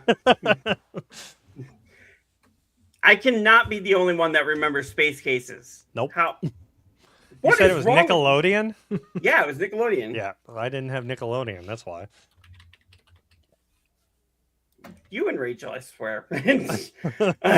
I had 3 channels. 3. Oh, that was ABC, CBS, and NBC? No, Fox was in there somewhere. Okay, so you had That's all 4 we channels. could get on our antenna. Okay, see, there it is. And it was on for 2 seasons. You had this girl here who had a friend who everyone thought was imaginary, but it turned out she was in another dimension. So when this girl wanted to leave the show, they had it where everyone thought she died, but turned out her imaginary friend pulled her into the other dimension, and then her imaginary friend took her spot. Spoilers? Oh, whatever. The show's from '96. The show's Well, now I don't have to watch that. Spoilers! Hey, did you know that the Titanic sank? What? Crap. And here's the whole original cast here. Like, all of them were from different planets. He was Walter Emmanuel Jones, Black Ranger. He was from Earth. This kid was from that kid kind of looks familiar, but yeah, I don't think I watched this. All right, did you pull that up, Quimia? Yeah, hold on. Let me share it.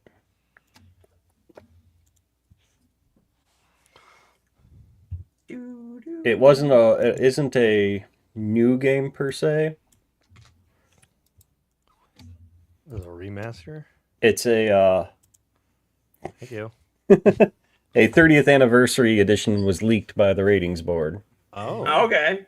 So, but yeah, I love how there's a big ad for Grounded too. yeah. When did it say? Oh, that was just recently. Yep. That this came out. Okay. Yeah. Yeah, I've been looking for some other ones as well, like trying to find more on that story because there's also, well, hold on, I'll keep looking. Okay. No Keep problem. looking. So while you're gonna continue looking for that, I'll pull this one up here. Didn't you have one more from Ubisoft? Yep. So there's a veteran. Speaking of the shakeup going on there, we know that a lot of employees are still nervous about losing their jobs because they were looking at like 200 layoffs. Yep, a veteran Assassin's Creed designer leaves Ubisoft after 2 decades. So this isn't. I don't think he's being forced out. He's just leaving because 2 decades at the same company. That's a lot. In this industry, that's a long fucking time because, Mhm. like you said, there's a lot of layoffs and whatnot. Yeah, Ubisoft has lost another veteran member of the Assassin's Creed team. In a post on social media on Tuesday, Luc Cotier, I believe is how you say his name, announced that he was leaving Ubisoft Montreal after 24 years with the company. According to Cotier, the move comes due to his desire for a change. Says, today is my last day at Ubisoft Montreal. It's been an incredible journey that lasted more than 20 years. During that time, I've learned a lot about game development, relationships, and myself.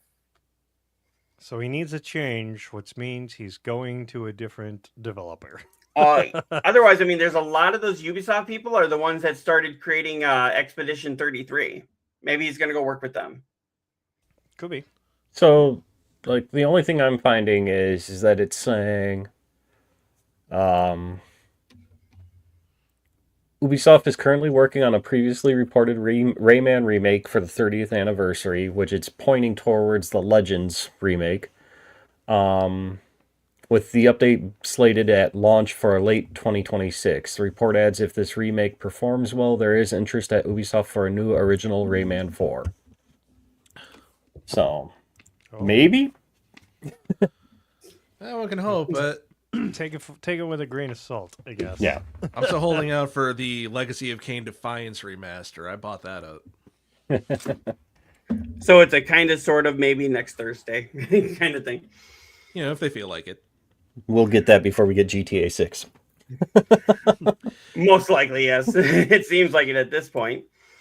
But yeah, since you did bring that up, GTA 6 is actually saying that they are going to kick off their their marketing this summer. And as Koimiya was saying before the show, they've been advertising it for 8 fucking years.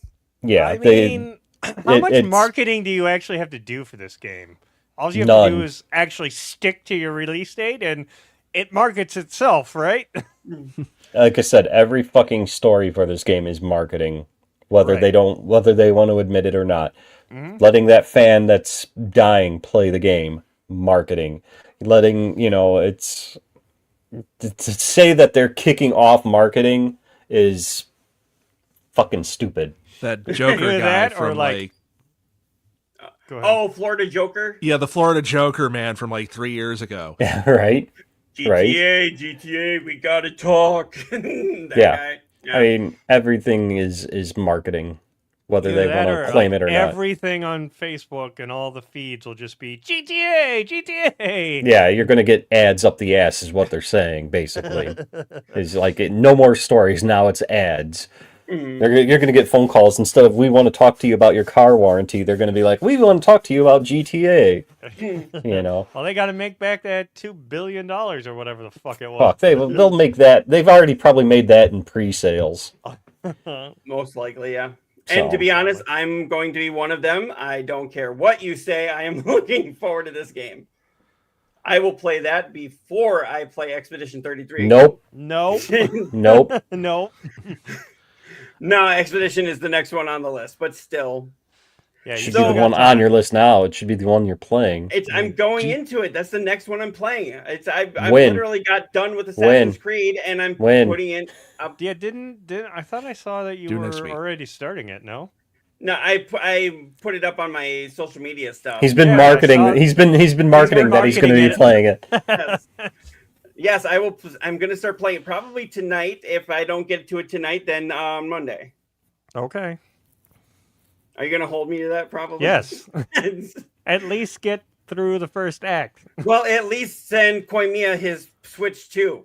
Yep, it's in the mail. It's in the mail. Where's my $2? But no, but they are reaffirming that they are very confident in their November release date, so that is why they're going to kick that off. But I mean, how many times have they said, here's a strict release date," and boom, it gets kicked again? I would hope, yeah, if they are actually going to start the marketing machine, that you would have to fulfill it. Like, you couldn't start it then and then go, "Oh, sorry, we're moving it back till 27." Like, Oh, if they move back to 27, there's going to be riots. I mean, I think a lot of people would then like boycott it or not get it just because you fucked us around too long. So Well, I think this one's got to be a hard line in the sand, unless the game's like completely like not running on the system. You've got to put it out. Mm-hmm. Will this be the first 1 terabyte game? Actually, didn't Call of Duty already have that? They're pretty close. Yeah, but that's including like all their DLCs and shit. True. Will this be a 1 terabyte game at launch? So, but you were talking here. Who's that in the background? Don't you worry about it. That's you, Cyclops. Oh, whatever. No, it is not. No, it's sure sounded like your wife. I don't think it was mine. No, but anyway, we did have this one too. But Take-Two is CEO is denying the rumors that GTA will be a digital-only launch. A lot of people were afraid that was going to be a digital-only launch and no physical copy, which honestly would be stupid. I mean, how many people don't buy digital games? There's still a good chunk of people that don't. I've turned to. They're going the way of the dodo bird. So are GameStops. Hey, I think there was like some cloning people that said they were trying to bring the dodo bird back. They were delicious. I understand they were really greasy. They were brought back and they're gone again. Right. We already ate them all up. We have the Kentucky CEO Fried Chicken. CEO has denied ongoing rumors that GTA 6 will be digital only. It is not going to be digital only. I am very happy about that. I want a physical copy of the game in my hands. How many discs do you think it's going to be? Probably one, because I think the newer systems can handle this. It's gonna be like Final Fantasy VII, where you have 3 different fucking discs. Yeah, one to get the system ready for it, and there's actually a lot of jokes you can make about that. Oh boy! Or at this point, is it going to be like what they do with some of the games, where it's like the game isn't even on the disc; it's a download file, so you get the digital copy. Yep. That's jokes on you, fuckers. You're still getting physical media. Or like the Nintendo Switch cartridges, Yeah, I where was just you open gonna up the say. case and it's just the download code. Right. So, Key card, anybody? yeah. Yeah. They were also mentioning here that GTA 6 doesn't mean the end of GTA Online. We'll continue to support it. And I'm like, yeah, doesn't that thing make like $1 billion a day? So of course that's going to be continued. Yeah, but who's gonna want to play that when you could go play 6 and have better graphics and whatnot? Well, what I think they're trying to do is they're going to Unless that's just gonna get like moved over. Honestly, that's why I think it keeps getting pushed, because I'll bet they're trying. Remember how much of a shit show Grand Theft Auto Online was when they first launched it? And I'll bet they're trying to launch online at the same time as 6, and they're trying to have it not be a complete, See, I don't care about the online part. I want to play single player story. Right, but I think they're trying to like incorporate GTA 5's online stuff with GTA 6's online stuff, and you know how like the story missions can bleed into the online, like a lot of the same characters. I think they're trying to just make it like a seamless transition. And at this point, I say if you're pushing the game back because of online, then just say fuck online, give us the game, and then launch online 2 months later. Right? Well, yeah, I mean, like, I think Metal Gear did that with Delta. They started off, they just had the story, and then what was like again a couple months later, it's like, oh yeah, here's a Fox Hunt mode. Here's another 20 gigs. Mm-hmm. Yeah. I mean, people still bought it, and you can't tell me this wouldn't sell itself. Didn't Red Dead do that too? Who? No. Red Dead came out with its online, like Did it have online? yeah, because it was you had to get the plat, you had to play the online. That's right. That's which I right. fucking hated, but I did it. And people got pissed about that because it didn't hold up. I mean, it seemed like they were putting more emphasis in the GTA servers than they were that on the Red online. Dead Redemption 2's online is way better than fucking GTA's online. Just I've because heard you have that, but simpler guns, and the gameplay is just better. Like GTA, everybody's got a fucking rocket. Okay, how the fuck do you get away from that? Like, and I forget, did LA Noire have online? I don't think it I did. think so. no. That was a great game. No, I wanted a sequel to that. That one's on my list. You haven't played that? No, I own it, but I haven't played it yet. So it's one. I think. I don't think Rockstar actually developed it, but I think they put their name on it and published it. Well, It was somebody else that developed. that it. was a great game. I actually got Oh, I the love plat it. for that. So So did I. Amazing story with Yeah. with that. That was. and the technology at the time too was, phenomenal. I know. You look at it now and you're like, oh, I see this in every game. It's like, oh, that was cutting edge back then. Yeah. Remember, you Yeah, had to choose who was lying and who was maybe telling a half truth and who Yep. was actually telling the truth, and it was all on the facial Yeah. animation. Wasn't that the birth of Press X to Doubt? No, that was Heavy Rain. Oh, was it? Yeah. Oh wait, no. That was Press X for Jason. Jason! No, the Press X to Doubt. Yeah, that was LA Noire. Press X to Doubt. So And then it was Call of Duty. Push it up one more and like hold X for the to pay prey respects. or pay respects. Yeah, yeah, at the funeral. Yeah. Yeah, I loved how Conan O'Brien ripped on that during what was that? Clueless Gamer. He was like, hold X to pay respect. What? See though, bringing this back up, I totally Thank agree you. with that. I kept trying to say that. I Player totally comes agree back, with that. who is going to want to play 6 when Fable is coming out first? But see, by that time, you should be done I'll be with playing Fable. Have you played a Fable game? Dude, No. you got to play that Yeah. like 100 times. Fucking Yeah. Xbox. Well, then, yeah. You won't be done by that time. Yes, I will. No. Yes. So what else coming out like before that? I mean, we got James Bond coming out in a couple months, but we have Wolverine is set for fall of 26. You've got Fable set for, as of right now, fall of 26. They're not saying an actual date that I know of. I mean, you And got for your PlayStation people that like Neodeath that have never played it, you've got Halo coming out. Is Halo actually coming to the PS5? Yes, it's been announced. Mhm. Oh. It's been So- announced, I and know all the other ones have. I hadn't heard that one. they've got I I played the second one, but it was just multiplayer. Yeah, they've got Gears of War Emergence Days coming out on PS5 as well, but I don't think they have a window for I don't that, think they've so got a date for that. Yeah. I think that's going to be 27, to be honest. Slayer comes back. Nah, you play Fable like 10 times before you're done with it. Mm-hmm. And then even then, you're like, maybe am I done? Yep. Well, what did Maybe they one say? of They've those got like impossible- 1,000. Do I have enough wives? You've got 1,000 NPCs, and you can romance every single one of them, and you've got 700. Enterable buildings, and each one of them has their own decor. So, you're not done with it unless you played it at least. Till it's done with you. Yeah, Yeah. I'd say at least 4 times you got to play through it. Fable is a day one for me. For sure. Oh yeah, definitely.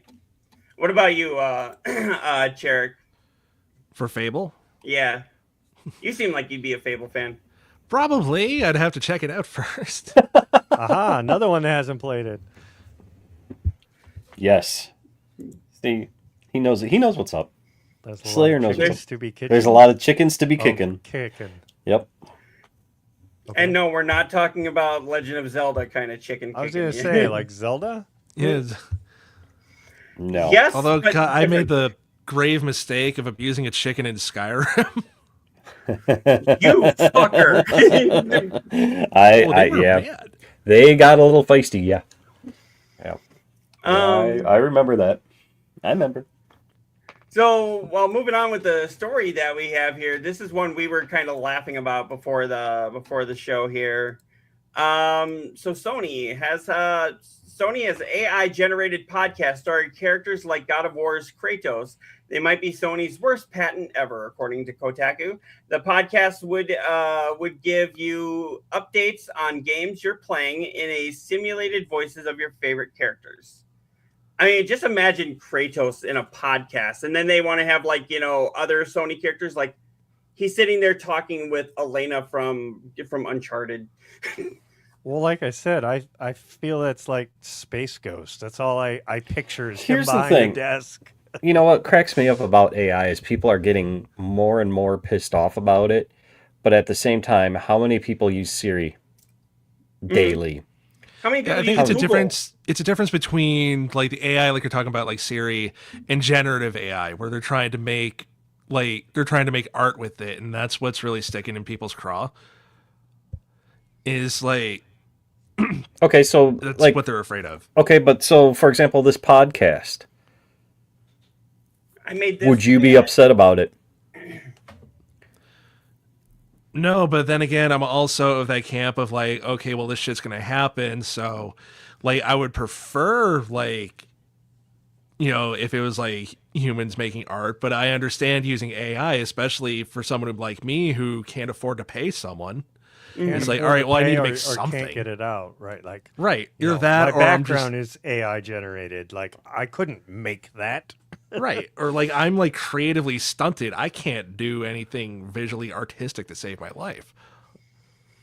Okay, So- but at what point does that go to become a tool? Like, you know, you're saying it's hurting art, okay, but at the same time, I mean, think all the way back to fucking Clippy. Oh, it looks like you're working on a resume. You know, it's like there's AI for you as a tool. And like Neodeath, he said his background image is AI. The picture behind Cyclops is ChatGPT. Mine is actually from, I think it was the Facebook Meta AI. I'm like, so is that art or is that me using that as a tool? I feel like I'm not the Both, right I would person. think. 'Cause I'm not like staunchly anti AI, so I don't feel like I have like an. I'm just answer asking for that. in general, But not yeah, not it's just you. You know, like where is that fine line that goes from hurting artists to using it as a tool? So here's what Slayer says. Yes, like AI is better as a tool, not as an entertainment generator, i.e., podcasts, music, country, books, movies, music. Why not though? I know there's a fully AI band that's on YouTube that puts out music, and that's just actually kind of good. How is okay? And I'll probably get a lot of flack of this and all that, but like you use it as a entertainment generator is the term you used. How is that different than a VTuber who uses some anime fox chick with big ass titties as their avatar? Why do I feel like I know who you're talking about? There's several that could fall under that umbrella, but you know, and is that art or is that them using that as a tool? Well, I mean, And how does that fall under your generator comment of an entertainment generator comment of podcasts, music, comedies, and all that? I mean, but who's controlling it though? Is it a corporation that's doing it, or is it just like me or you did it and making money off of it? That changes it too. Say I decide to become a VTuber. Okay. I use AI to generate my whole avatar. Mm-hmm. Now, I'm using that avatar to make money. Am I making art? It's not the whole thing's not generated. It's not Like you're just throwing up a video and whatnot. You know what I mean? No, I know what you're saying. I'm just saying it's a fine line of It is. art versus tool. Mm-hmm. I mean, it's the same. That's the same thing like what happened with Clair Obscur, right? Like they used a little bit of AI to generate something and then took it out, and then they lost one of their awards because of that. Yeah. Which Yeah, is, one of their Game of the Year awards. yeah, which is ridiculous. But didn't they say that they were just using AI as like a placeholder? Right.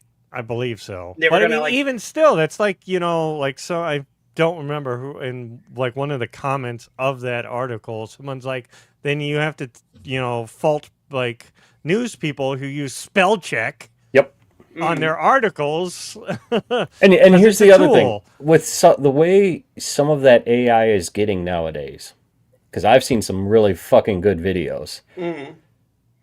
How are these people going to tell in the near future if they're playing a game and something flashes by so fast? How are they going to go, oh, that was AI versus, oh, that was computer generated versus, oh, that was somebody created? Yeah, it's going to be too thin of a line. You won't. I know. mean, how did these people find out that Clair Obscur used AI art for a placeholder that wasn't even in the final fucking game? Because I think they came out and said it, didn't they? At one point. I want to say Well, yes. what brought up that whole point? Right. Why even bring that Why point even bring up? it up? Especially if it wasn't actually. I think in the somebody game. asked them about it and they said yes or something like that. I don't remember. I don't know. I didn't like it, kind of like everyone was saying there. I think it's best if it's used as a tool, but not as something that actually creates the art. You The know, whole like, thing. like Chark was saying. You know, it's best for Your background is a wholly created art. Yes. That's So that defeats your comment of I used it as a tool. No, it's a whole hold on. that whole picture is all art done by AI. I uploaded a picture of myself. I uploaded a picture of myself to Right, ChatGPT and I said, "Hey, make this cartoony." And I said, "And have me playing video games with ghosts around me." But it's still art. True. Used as a tool, but it's still art. So your whole logic of use it as a tool but not as a whole art is flawed. Well, I can't use it as I can't make art, so Right. I'm not. So you're using it as a tool to make art, which defeats your whole argument. Use it as a tool, but not for art. You're using it as a tool to make art. Your whole argument is wrong. Okay. All right. Slayer comes in here. Example, I use Sono app to see how tuning sounds, but I wouldn't publish the song because I didn't make them. And then VTubers are fine as they're the ones speaking and titty balls. Titty bomb. Just Yes, how you said I that. got your examples there, Slayer. Thank you. So I mean, yeah, I mean, if it's not, we're going on two different things too here. Like art is different than a video game. Like if you let an AI just generate an entire game by just giving it a couple prompts, that's kind of the using more than just a tool, right? Because it just made the whole game for you, and you're gonna get money off of it. That's the other thing. Like all the stuff that we're using right now, we're not getting any money off it. We're not trying to sell it to somebody. It's part of your brand. mhm. You're getting subs. I am. Well, I'm just in general. You're getting money with the art as part of your brand. Yeah. Well, I guess we are. And like, here's the thing I see with AI, just in art, in video games, in movies, and all of that, because we're so just as a society, we are both like fascinated and afraid of it, which is where we're at with these arguments. But eventually, like that bubble's gonna pop. It's gonna be like any other trend, like 3D, like CGI. AR, CGI. Eventually, it's gonna become just a genre. And we're still going to have human-made stuff. Like, AI is not going to completely replace it, but it's going to be more like a genre, where it's like you're going to have AI movies and AI video games next to, like, anime and, you know, just your average, like, you know, 2D or 3D games and that. Mm-hmm. I think everybody's scared of it because of, you know, It's Terminator. new. It's new and we don't understand it. Is truly what We don't. We don't want it to take over. Slayer popped in there. Cormier is not wrong either, but there is a defining line between using AI as a tool or just being lazy. True. Okay, so let me ask you this, Slayer. If I let could me make this background right here, I would, but I just don't have the know. let me ask you this, Slayer. Uh-oh. Is Cyclops being lazy by uploading a photo and saying, "Make this cartoony"? I don't know art. Right. I'm just saying. I don't think it's lazy. It's just, I'm just you saying. don't have that artistic know-how. Like somebody, you know, the stupid people that pop in all of our streams. Let's go to Discord and I can make you all these things. They have, you know, maybe some talent, I hope. But it all looks the same, though. How do they Yes. all have the same? Yes. Flash. I call it flash tattoo avatars. Okay, and he said But- something here. Yes. I'll Bite my shiny metal ass. But I say to that. Cyclops, you're getting awfully red there. I'm like, am I pissing you off Watch today? out, Or, like- Tomato Man. No, honestly. I mean, I just drank some pop, and no, and it's getting Soda. hot in here. Oh, really? We're gonna do that again? Okay, Cherrick, what do you think? Is this considered pop or soda? It's pop, boy. Exactly. Look on the can. That one might actually say soda on it. Some of them actually say soda. No, it says Dr. Pepper established in 1885. Cherry, zero sugar, 12-ounce. Soda. 12 ounce. It does not say soda. But you There know are what? some that do say soda. A lot. I think 7-Up says it. If Dr. Pepper wants to give us a a shout out or any kind of sponsor, we would not say no. Yeah, not happening. They're like, you have 4 viewers right now. Get 5 and you're fine. We'll do it. Yeah, and half those are us. and Sab. Right. Which we appreciate you, Slayer. Oh. Someone just chimed in on YouTube. Oh. Thank you, Crazy Panda. I love the name. Crazy Panda. That's awesome. So I mean, there's not really going to be a definitive answer on this, but I mean, just when it comes to Sony, let's just talk about Sony themselves doing this whole thing with AI. Do you think that they should be doing this with their characters and doing AI podcasts, or do you think they should bring in the voice actors who are the ones who gave life to these characters? And I mean, because a lot of them are still looking for work, and just give it to them and say, "Here's the mic, be Kratos for a few minutes into the microphone." Well, I say, Okay, they're talking about fictional characters. Fictional characters. Am I getting through to you at all? holy bit of goody. I'd say give it to the voice actors because, like VTubing is still like a big and like growing thing right now. Didn't it say the voice actors were going to do it? It said AI. Let me see if I can AI pull generated characters, but I thought it said something about the voice actors. it. Bring the Let me- article back up. Here's the thing. Here's the ultimate question. It's just a patent right now. Is this ever going to see the light of day even?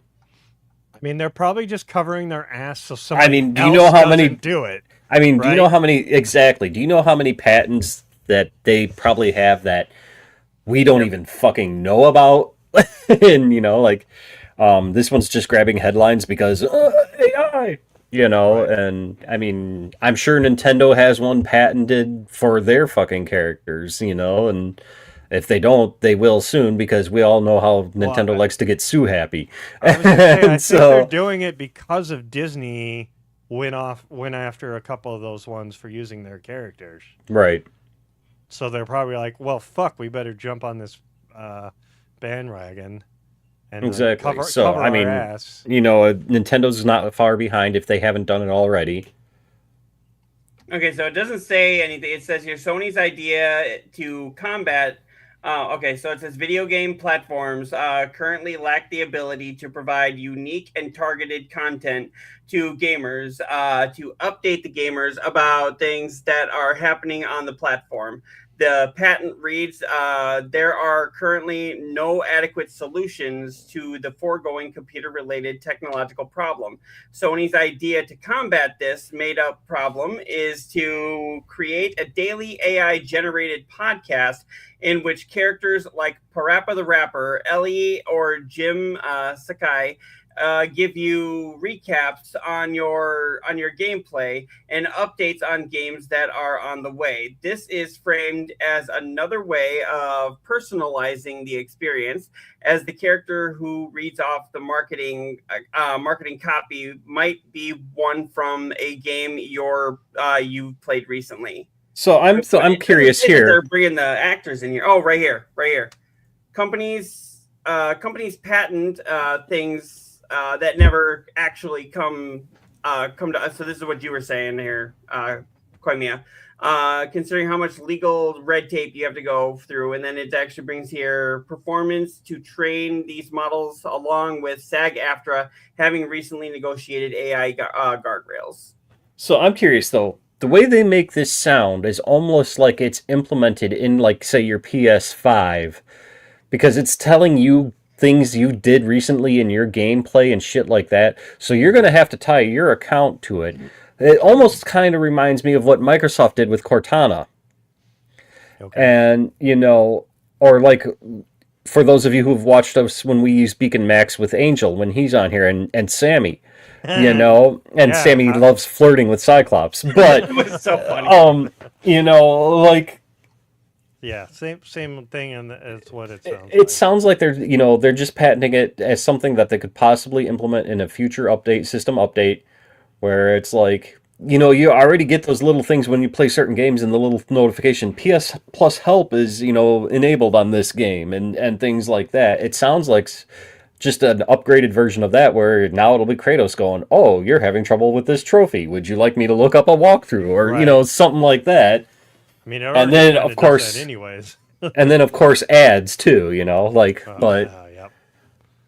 So Crazy Panda off my YouTube says AI is taking over. LOL.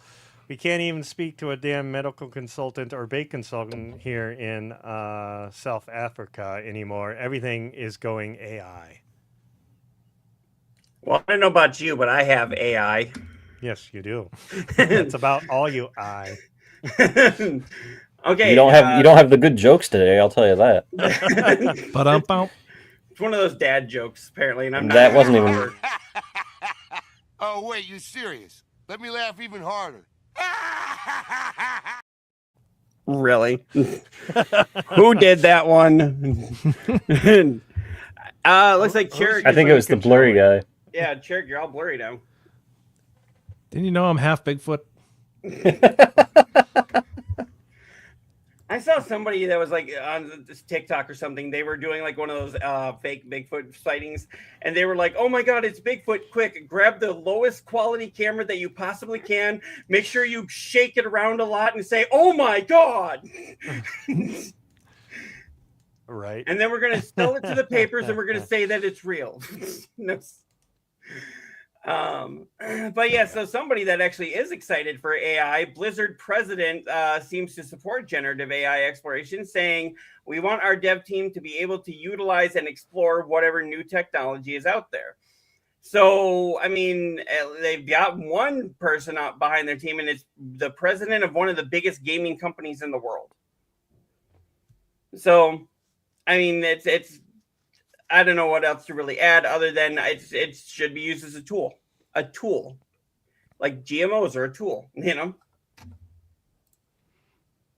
Wow, that got quiet. What the hell? Yep. I think we've beat this cat with a stick enough. We need to get that South Park thing. He's over there beating that dead horse.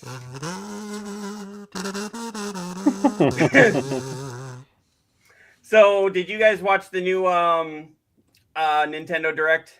Yes. Yes. And what did you think? Meh. Yeah. Nah. I mean, it was all just partner stuff, which we knew. Yeah. So, I mean, there were a few games that looked cool, but not really enough to make me excited about that whole Direct. Churik, was there anything on there that you specifically saw? I actually didn't see it, but I heard it was just a partner showcase. So anytime it's just like a partner showcase, I can go. It's like, okay, I can get this on Steam. I can get this on Steam. Right. Mm-hmm. And yeah, a lot of them I was like, okay, I'll be playing that on, PS5. So there was only a couple that were like, oh, that's an exclusive. I'm like, oh, okay, maybe I'll get that. Yeah, I think this was I can't remember if this was the exclusive. This was the one that I actually really liked, was that Paranormal Site. That one looked interesting. It did. Yeah, I think that one was a exclusive. I was like, oh, okay, well, I guess I'll have to play that one on there. Yeah. What was that Orbitals? That one?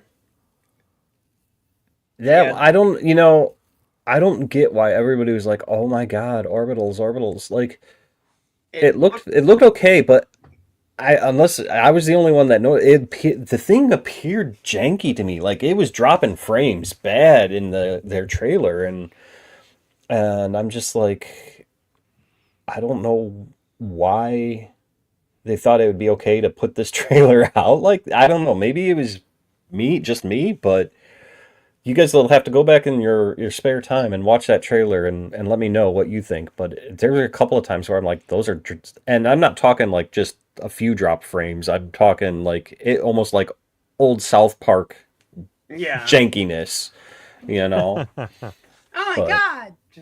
And they're just kind of like, so yeah, continuing on, there was that Captain. I'm not even sure how to say that. I think that was Fighting Soccer. Yeah. Basically, it was Mega Man Soccer from back in the Super Nintendo day. Yep. Like, okay. Speaking of back in the Super Nintendo day, did you see they dropped the Bomberman collection? Yes. I picked it up. Did you? Nice. It was only $20, and I've already got like half the trophies because they're so easy to get. Nice. Like literally, the first 5 trophies are play each game. Like you play Bomberman 1, bing, pops a trophy. You play Bomberman 2, bing, pops a trophy. Like, yeah. Okay. Yeah. So that is an easy plat, it sounds like? Maybe because there are trophies for beating each one. And I don't remember, it's been so long since I played a Bomberman, I don't remember how hard they get. I mean, I guess it depends on if you have to do it on difficulties. It does have a rewind function. Ooh. So now it's like as soon as you die, you just rewind and you're like, okay, I'm not placing the bomb there, so... Finally, I can keep my kick. Yes, yes, exactly. So, but yeah, if you want to trip down memory lane, sorry to hijack that there, but you said No, Tokyo Scramble is a new horror game coming. I think that was an exclusive to the. Yeah, I think that one's an exclusive. Is that the one where they were like looking in the mirror? Yeah, I think so. This is the one where they're on the train, having a normal day until a cave-in suddenly sends you tumbling into the underground world. I don't remember if it was this one or the paranormal one, but they had like a scene where the person was like looking in the mirror, like a little pocket mirror, and you had to like figure out what was going on behind the paranormal one. Yeah. That was pretty awesome. I will say that I like, why haven't we seen that function in a game before? It took us this long to get a pocket mirror, So. There was Valheim, which of course is just the Valheim coming to Switch 2. Yeah. So that was Hollow Knight Nintendo Switch 2 edition. I wasn't sure. I know Neodeath, you were a big fan of Hollow Knight. Are you gonna pick it up again to do it on the Switch or? Nope. Well, I know they just did a PS5 update for it, like a native PS5 one. So like the PS4. Okay. And then there was eFootball kickoff. I'm not really into sports games. I don't know about you guys. No, the next one. Not that one. We got a release date for this one. I played the demo of this one, and man, was it fucking fun. Okay. What does that compare to? Is that like the Dragon Quest games, would you say, or? It's like a Zelda, adventure like that. Okay. But Because I was watching that trailer it's and I'm like, Zelda and Secret of Mana. and this is a Switch 2 exclusive, right? No, it's not. actually not. If you go and look on their actual page, it's coming out for all of them, but like Nintendo was the exclusive that got the demo. I was going to say, I haven't seen a demo for that, but I mean, I'm definitely intrigued by that. Oh, it's fun, but I was so mad at the release date. It's so fucking far away. I want to play this game. I had a lot of fun with the demo. No, you only got a few months to wait. Yeah, only a few months. Yeah, Super the Bomberman collection that was available today, which was just a few days ago. And you said that's also available on. That's on PS5. Yep. Okay. Final Fantasy VII Rebirth, June 7th. So my thing is, you can put June games 3rd? like this, or June 3rd. I'm sorry, yeah, June 3rd. You can put games like this there, but you can't do the uncensored version of. And I don't know why I'm. Dispatch. Can't have Tifa Dispatch, with yes. the big mommy milkers, you know. Yeah, I mean, if it comes between Dispatch and Mommy Milkers, Pragmata. This is the one we were talking about earlier. I know, Koimiya, you're excited for this. I have not downloaded the demo, but I am going to. Well, like I said, gameplay-wise, story-wise, it's awesome. It's a great action game. So it reminds me a lot of BioShock. Is it that how it feels when you play it? No. No. Okay. I would put it as more of an action-y, like the more action sections of Resident Evil. Oh. Like, and like a guy in Discord said, I don't want to play Snake because there's you remember the old computer game Snake where you have to eat the pellets and your snake gets bigger and bigger. There is a hacking aspect where the robots are armored and you use the little girl. She's a robot as well, and you can use her to hack into them to get their armor to be gone. Right. And it's almost like those old water flow games and all that where you have to connect the pipes from point A to point B. Okay. But you're doing that on the fly. You're doing that on the fly, yeah. So I mean, there's a lot of you got. Yeah, I saw that part and I was like, it works. It actually works, and like I said, the gameplay, the story are great. I just can't stand the main character, Hugh. His voice. Like I said, I don't know if it's his voice acting or the lines that they give him. And like I said, the part that made me really cringe was I don't know if you were at this point. Anytime he's sitting there pumping a robot full of lead and he goes, "Come get some." I'm just like, oh my God, really? I mean, isn't that kind of like Duke Nukem? I don't got time to play with but myself. see, Duke Nukem that was the whole point of Duke Nukem, or like Bruce Campbell's characters in every fucking movie that Bruce Campbell's in.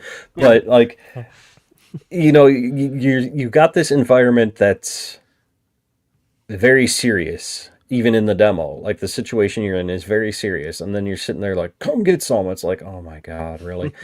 And when you finish the demo, there's a part where I think they even showed it on the trailer for there, where he's with the little girl, and he's like, "Yeah, baby, we did it," and then goes like this and tries to give her a high five, and I'm just like, okay, you're calling this little android girl bait. You're like, "Yeah, baby, woo," it's like, oh my God.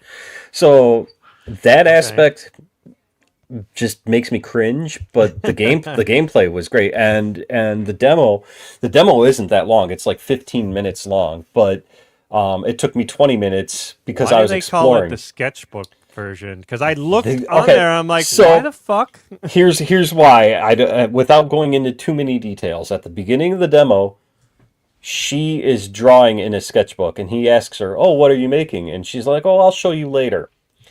When you beat the demo, she shows you the sketch, and I think it's different sketches based on the time that you finish the demo. Okay. Because I finished it a little over 20 minutes because I was exploring and stuff, because I had played it on my PC back because the demo's been out on PC since December. Right. And I played it back on then, and so I was playing it again on the PS5, and I was exploring, and I finished it a little over 20 minutes, and I got sketch number 7. And so I'm thinking, depending on the time you beat it, you get different sketch numbers. And Well, Capcom loves to put those. well, at and the end, here's the like thing. And here's the thing. S and the A ratings at the end. Yeah, and here's the thing though. After she showed me the sketch, it says you've unlocked a new suit. And so I'm thinking the different sketches are going to be different suits. Okay. And the faster you beat the demo, the better the suit that you get. I don't know. I'm going to go back and play it and try and beat my previous time and see what happens. But Okay. as if it's that short, I'll go play it here after we get off here. yeah, as far as like I said, gameplay and story wise, I'm hooked. I'm hooked. I just that lead character. You're gonna have to somehow get through that. Have you I am. pre-ordered the game yet? I have not. Okay. But now that I've that's what I played the was demo, going to do. I was like, well, I now can that I've played the pre-order demo it. for fully, yeah, I'm more for leaning towards that. Okay. So, but yeah, Yeah. Other games that came out, the one that I'm really excited for, Turok Origins. I know was that's going to be kind of- available on other systems as well. Is it? PS5 is probably where I'm going to. Yeah, I think so. Well, Turok was always like a Nintendo. one, yeah, I that was a thought. Nintendo 64, I thought. The original one was, but the ones after that, I think, came out multi-platform. Okay. Let me see. Turok Yeah, I Origins. was quite shocked that they were bringing out a new Turok. Let me see. So I know it's going to be available because they announced this a long time ago. Oh. So yeah, right here, new sci-fi action shooter set to launch for PlayStation 5.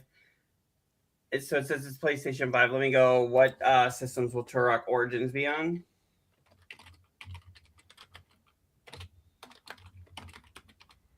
Do.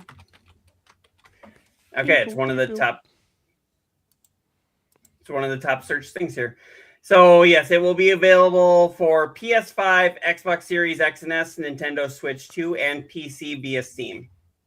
So yeah, I think a lot of these games are going to be multi-platform, but they show them here first. So I don't know if Nintendo like somehow like paid more so that they could say, "Oh yeah, it's on Nintendo Switch." Yeah, well, that's like Not a lot of exclusives, companies, but a lot of companies do that. But this started on Nintendo, just on Right. Nintendo, and right. I think the first one I remember playing it, like he said, on 64. yeah, and I I remember remember graphics that. were not good. I remember playing that as a kid. Actually, I got it for my birthday, and I put it in my N64 on my birthday, and I was sitting there like blowing things up with like all the blood and everything, which is like so digital and cartoony now. But like my aunt was sitting there going like, "Oh God, this is so violent," and it was like I was like 11 or 12 years old sitting there playing. I was like, "It's yeah, not that one bad." you could dumb it down to like green blood, couldn't you? You could do green blood or no blood or red blood. Right. Yeah. And at that point, we decided to keep it red blood just to piss off my aunt. Honestly. Kyoto, whatever the fuck this was. Xanadu. That was an RPG one, right? Yeah. Yeah. I wasn't into it. Digimon story, Time Stranger. So I know a lot of people in the Digimon community are looking forward to that one. I have to ask Asian Faja. I think he was looking forward to that one. Garn Blue Fantasy Relink. What the hell? Video or not. Unavailable. All right. They changed their minds. Next. They decided no. Even they saw the Nintendo Direct and they were like, no, we're good. I have that one on the PS5. What I played of it is pretty good. Okay. Of this one? Yeah. Grand Blue? Okay. Yep, it's an RPG. So Monster Hunter Stories 3, Twisted Reflections. I know Meh. a lot of people, Monster Hunter, are going to look forward to that one, but I was not. I think the stories ones are a different type of Monster Hunter, if I remember right. They're actually like more turn-based RPGs. Okay. If it's the one I'm thinking of, because I think I got the second one. I was like, oh, I was playing the demo. It was quite fun. You had Console Archives and Arcade Archives 2, Today and Beyond. So that was going to be for Switch 2. So that one looked a lot of fun. I mean, you can get a little nostalgic with it, but not enough to make me go, yes, but enough to go, cool. Mm-hmm. The Sizzle Reel, that's where pretty much they just announced a whole bunch of shit. Right. Scroll down. I think it might give you the games. There you go. Yep. Scott Pilgrim, another Don't Eden be good. Begins, Reanimal, WWE 2K26, Star Trek Voyager Across the Unknown, Disney Dreamlight Valley, PGA Tour 2K26, whatever this is called, Concept Begins, Goat Simulator 3, because we need another one of those. Show Tactics, Blades of the Shogun, and Tales of Ares, Beyond the Dawn Edition. And then I know, Neodeath, you're looking forward to that one. Resident Evil Requiem, but I don't think you're playing it on the Switch, are you? No, I am not going to be playing it on the Switch. I forgot that was coming out later this month. So that's another one I got to pre-order. Bethesda, a lot of people collectively went when Todd Howard was on there, saying a whole bunch of their games are coming to the Switch for the first time, which will include Fallout 4, Indiana Jones and the Great Circle. Which we already knew Indy was coming out to it. Yeah. And that was really it. I mean, yay, I guess, I mean, so I've been watching a lot of people on YouTube talk about this, and they knew it was kind of coming, but they wanted to get this done so that the next direct that Nintendo can do is going to focus hopefully on their first party and the upcoming Zelda 40th year of, hopefully we get a remake of Ocarina of Time. That's what most people are wanting. It's going to be Breath of the Wild. Just watch. Breath of the Wild remaster for the third time. But so how many more times are we going to get Skyrim? We're going to get another remaster of GTA 5 before we get GTA 6. Yeah, probably. But yeah, so that is the rumor right now. Hopefully we got all that out of the way so that Nintendo can now give us the first party stuff. Also in that rumor mill is the next 3D Mario game. So they can actually give us what we want. Right. Hopefully they're saying in a couple weeks here that direct will hopefully go off. Just from a lot of people in the industry that have been putting things out. Nate the Hate, Attack the Backlog, all them. So hopefully it's true, especially with the Zelda. I want to see, and also with the new Lego set that's dedicated to that game too. So hopefully that will come through. Right. So, and we did have one more big story. We've got another small story if you guys want, but we don't have to. Last one. Okay, so the last one that we have here is Nintendo isn't freaking out about the RAM shortage affecting the Switch 2 yet. Now, I mean, they were looking at maybe raising the price of the Switch 2, and as we all know, there's a global, what do you call it, like a global shortage of RAM, but it looks like maybe Nintendo is going to be able to keep up with it. Okay. I mean, they were already behind the ball when the system launched. Like, they were producing enough of them, so it wasn't that, oh my God, I'm never going to be able to get it. They were readily available. Mm-hmm. Like, you could still walk into some Walmarts like a couple weeks later, and they had them. Yeah, they sold out of them really fast, but they had them. Mm-hmm. And then they were getting new shipments like that day or later. You couldn't get a PS5 the first fucking year it was out. Right. Yeah, I got one within the first few months of the PS5 coming out, and I was just lucky, to be honest. Right. I remember sending a message to you, wasn't it, Neodeath? Going like, hey, try and get it as a bundle. I think I got it direct from Sony the first week it released. Okay. I had gotten the email from them because I tried to get it at Best Buy and couldn't get in because everybody and their brother was trying. And Sony, the next week was like, oh, you're valued whatever. We'll let you get into this sale. And I got in and got one. Yeah, mine was, it was actually because I saw that GameStop was going to be dropping some. And, of course, I got in there and I was really early and I tried just a few seconds after it went live, and of course they were gone. But then I was like, wait a second, what if I try the bundle? and it said the bundles were available, and I ended up getting it as a bundle with the new Call of Duty. It was a digital Spider-Man 3 or Spider-Man remaster and Miles Morales. And then it also gave me a second controller and a GameStop gift card. It's kind of funny how I got that too, because my wife had told me don't spend more than about $650 for that. And then I ended up spending like $805, which then I had to go talk to her. I was like, so don't be mad. Oh no. Anyway.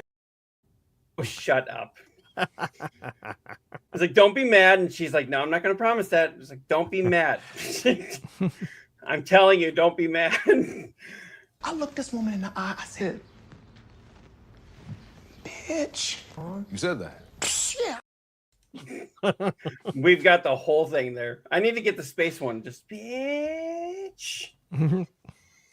So Anyway. at least they're not raising their prices. And at least it's, I mean, why do consoles raise their prices as the life goes by now? Well, they did that all because of the tariffs, and now because of the RAM shortage, too. All right. Yep, that was all the main stories. Just the other one is just Baldur's Gate is getting a TV show, going to be held head of the lead person who does The Last of Us. I look forward to the sex scene with the bear. Mm-hmm. That might upset they said PETA. that it's not based on the game; it comes after the game, right? Yeah. At least as of it right takes now. place after the third game. So you're saying the bear will be pregnant? Possibly. Maybe. So, all right. Was there anything else that anybody wanted to bring up? Nope. I know we're a little later on the show today, but you know, it's also fun having Cherrick back. Right. So, yes. All right. Welcome back, and hopefully your streams go well. Yes. You said you're going to be doing one tonight, correct? Yes, tonight around 8 o'clock. Central Time. Central Time. That'll run for about at least 2 hours. Okay. And see here, Slayer says, or San Francisco. Oh, wait. You can see that scene in Chicago. Oh, the bear getting pregnant. Well, I don't know why my mind jumped to jacking it in San Diego. I say she chose the bear over me. Let the bear have her. Anyway, okay, Neodeath looks confused about that one. I have no clue what any of that is. There was an old thing on the internet, like from not even a year ago, that was like asking women, would you prefer, if you were in the middle of the woods and you saw a strange man, would you prefer the man or the bear? And a lot of people said the bear, because you know what the bear's intentions are. You don't know what the man's are. So, but all right. Well, thank you all for coming and hanging out. And Cherrick, it was good to see you here. Thank you for joining us. Appreciate it. All right. If there was nothing else for anybody, we'll go ahead and sign off here. Yeah, I'm good. All right. Well, remember, haters gonna hate and gamers got a game. All right, guys. Peace out. Thanks for watching. We'll see you later. Good night, everybody.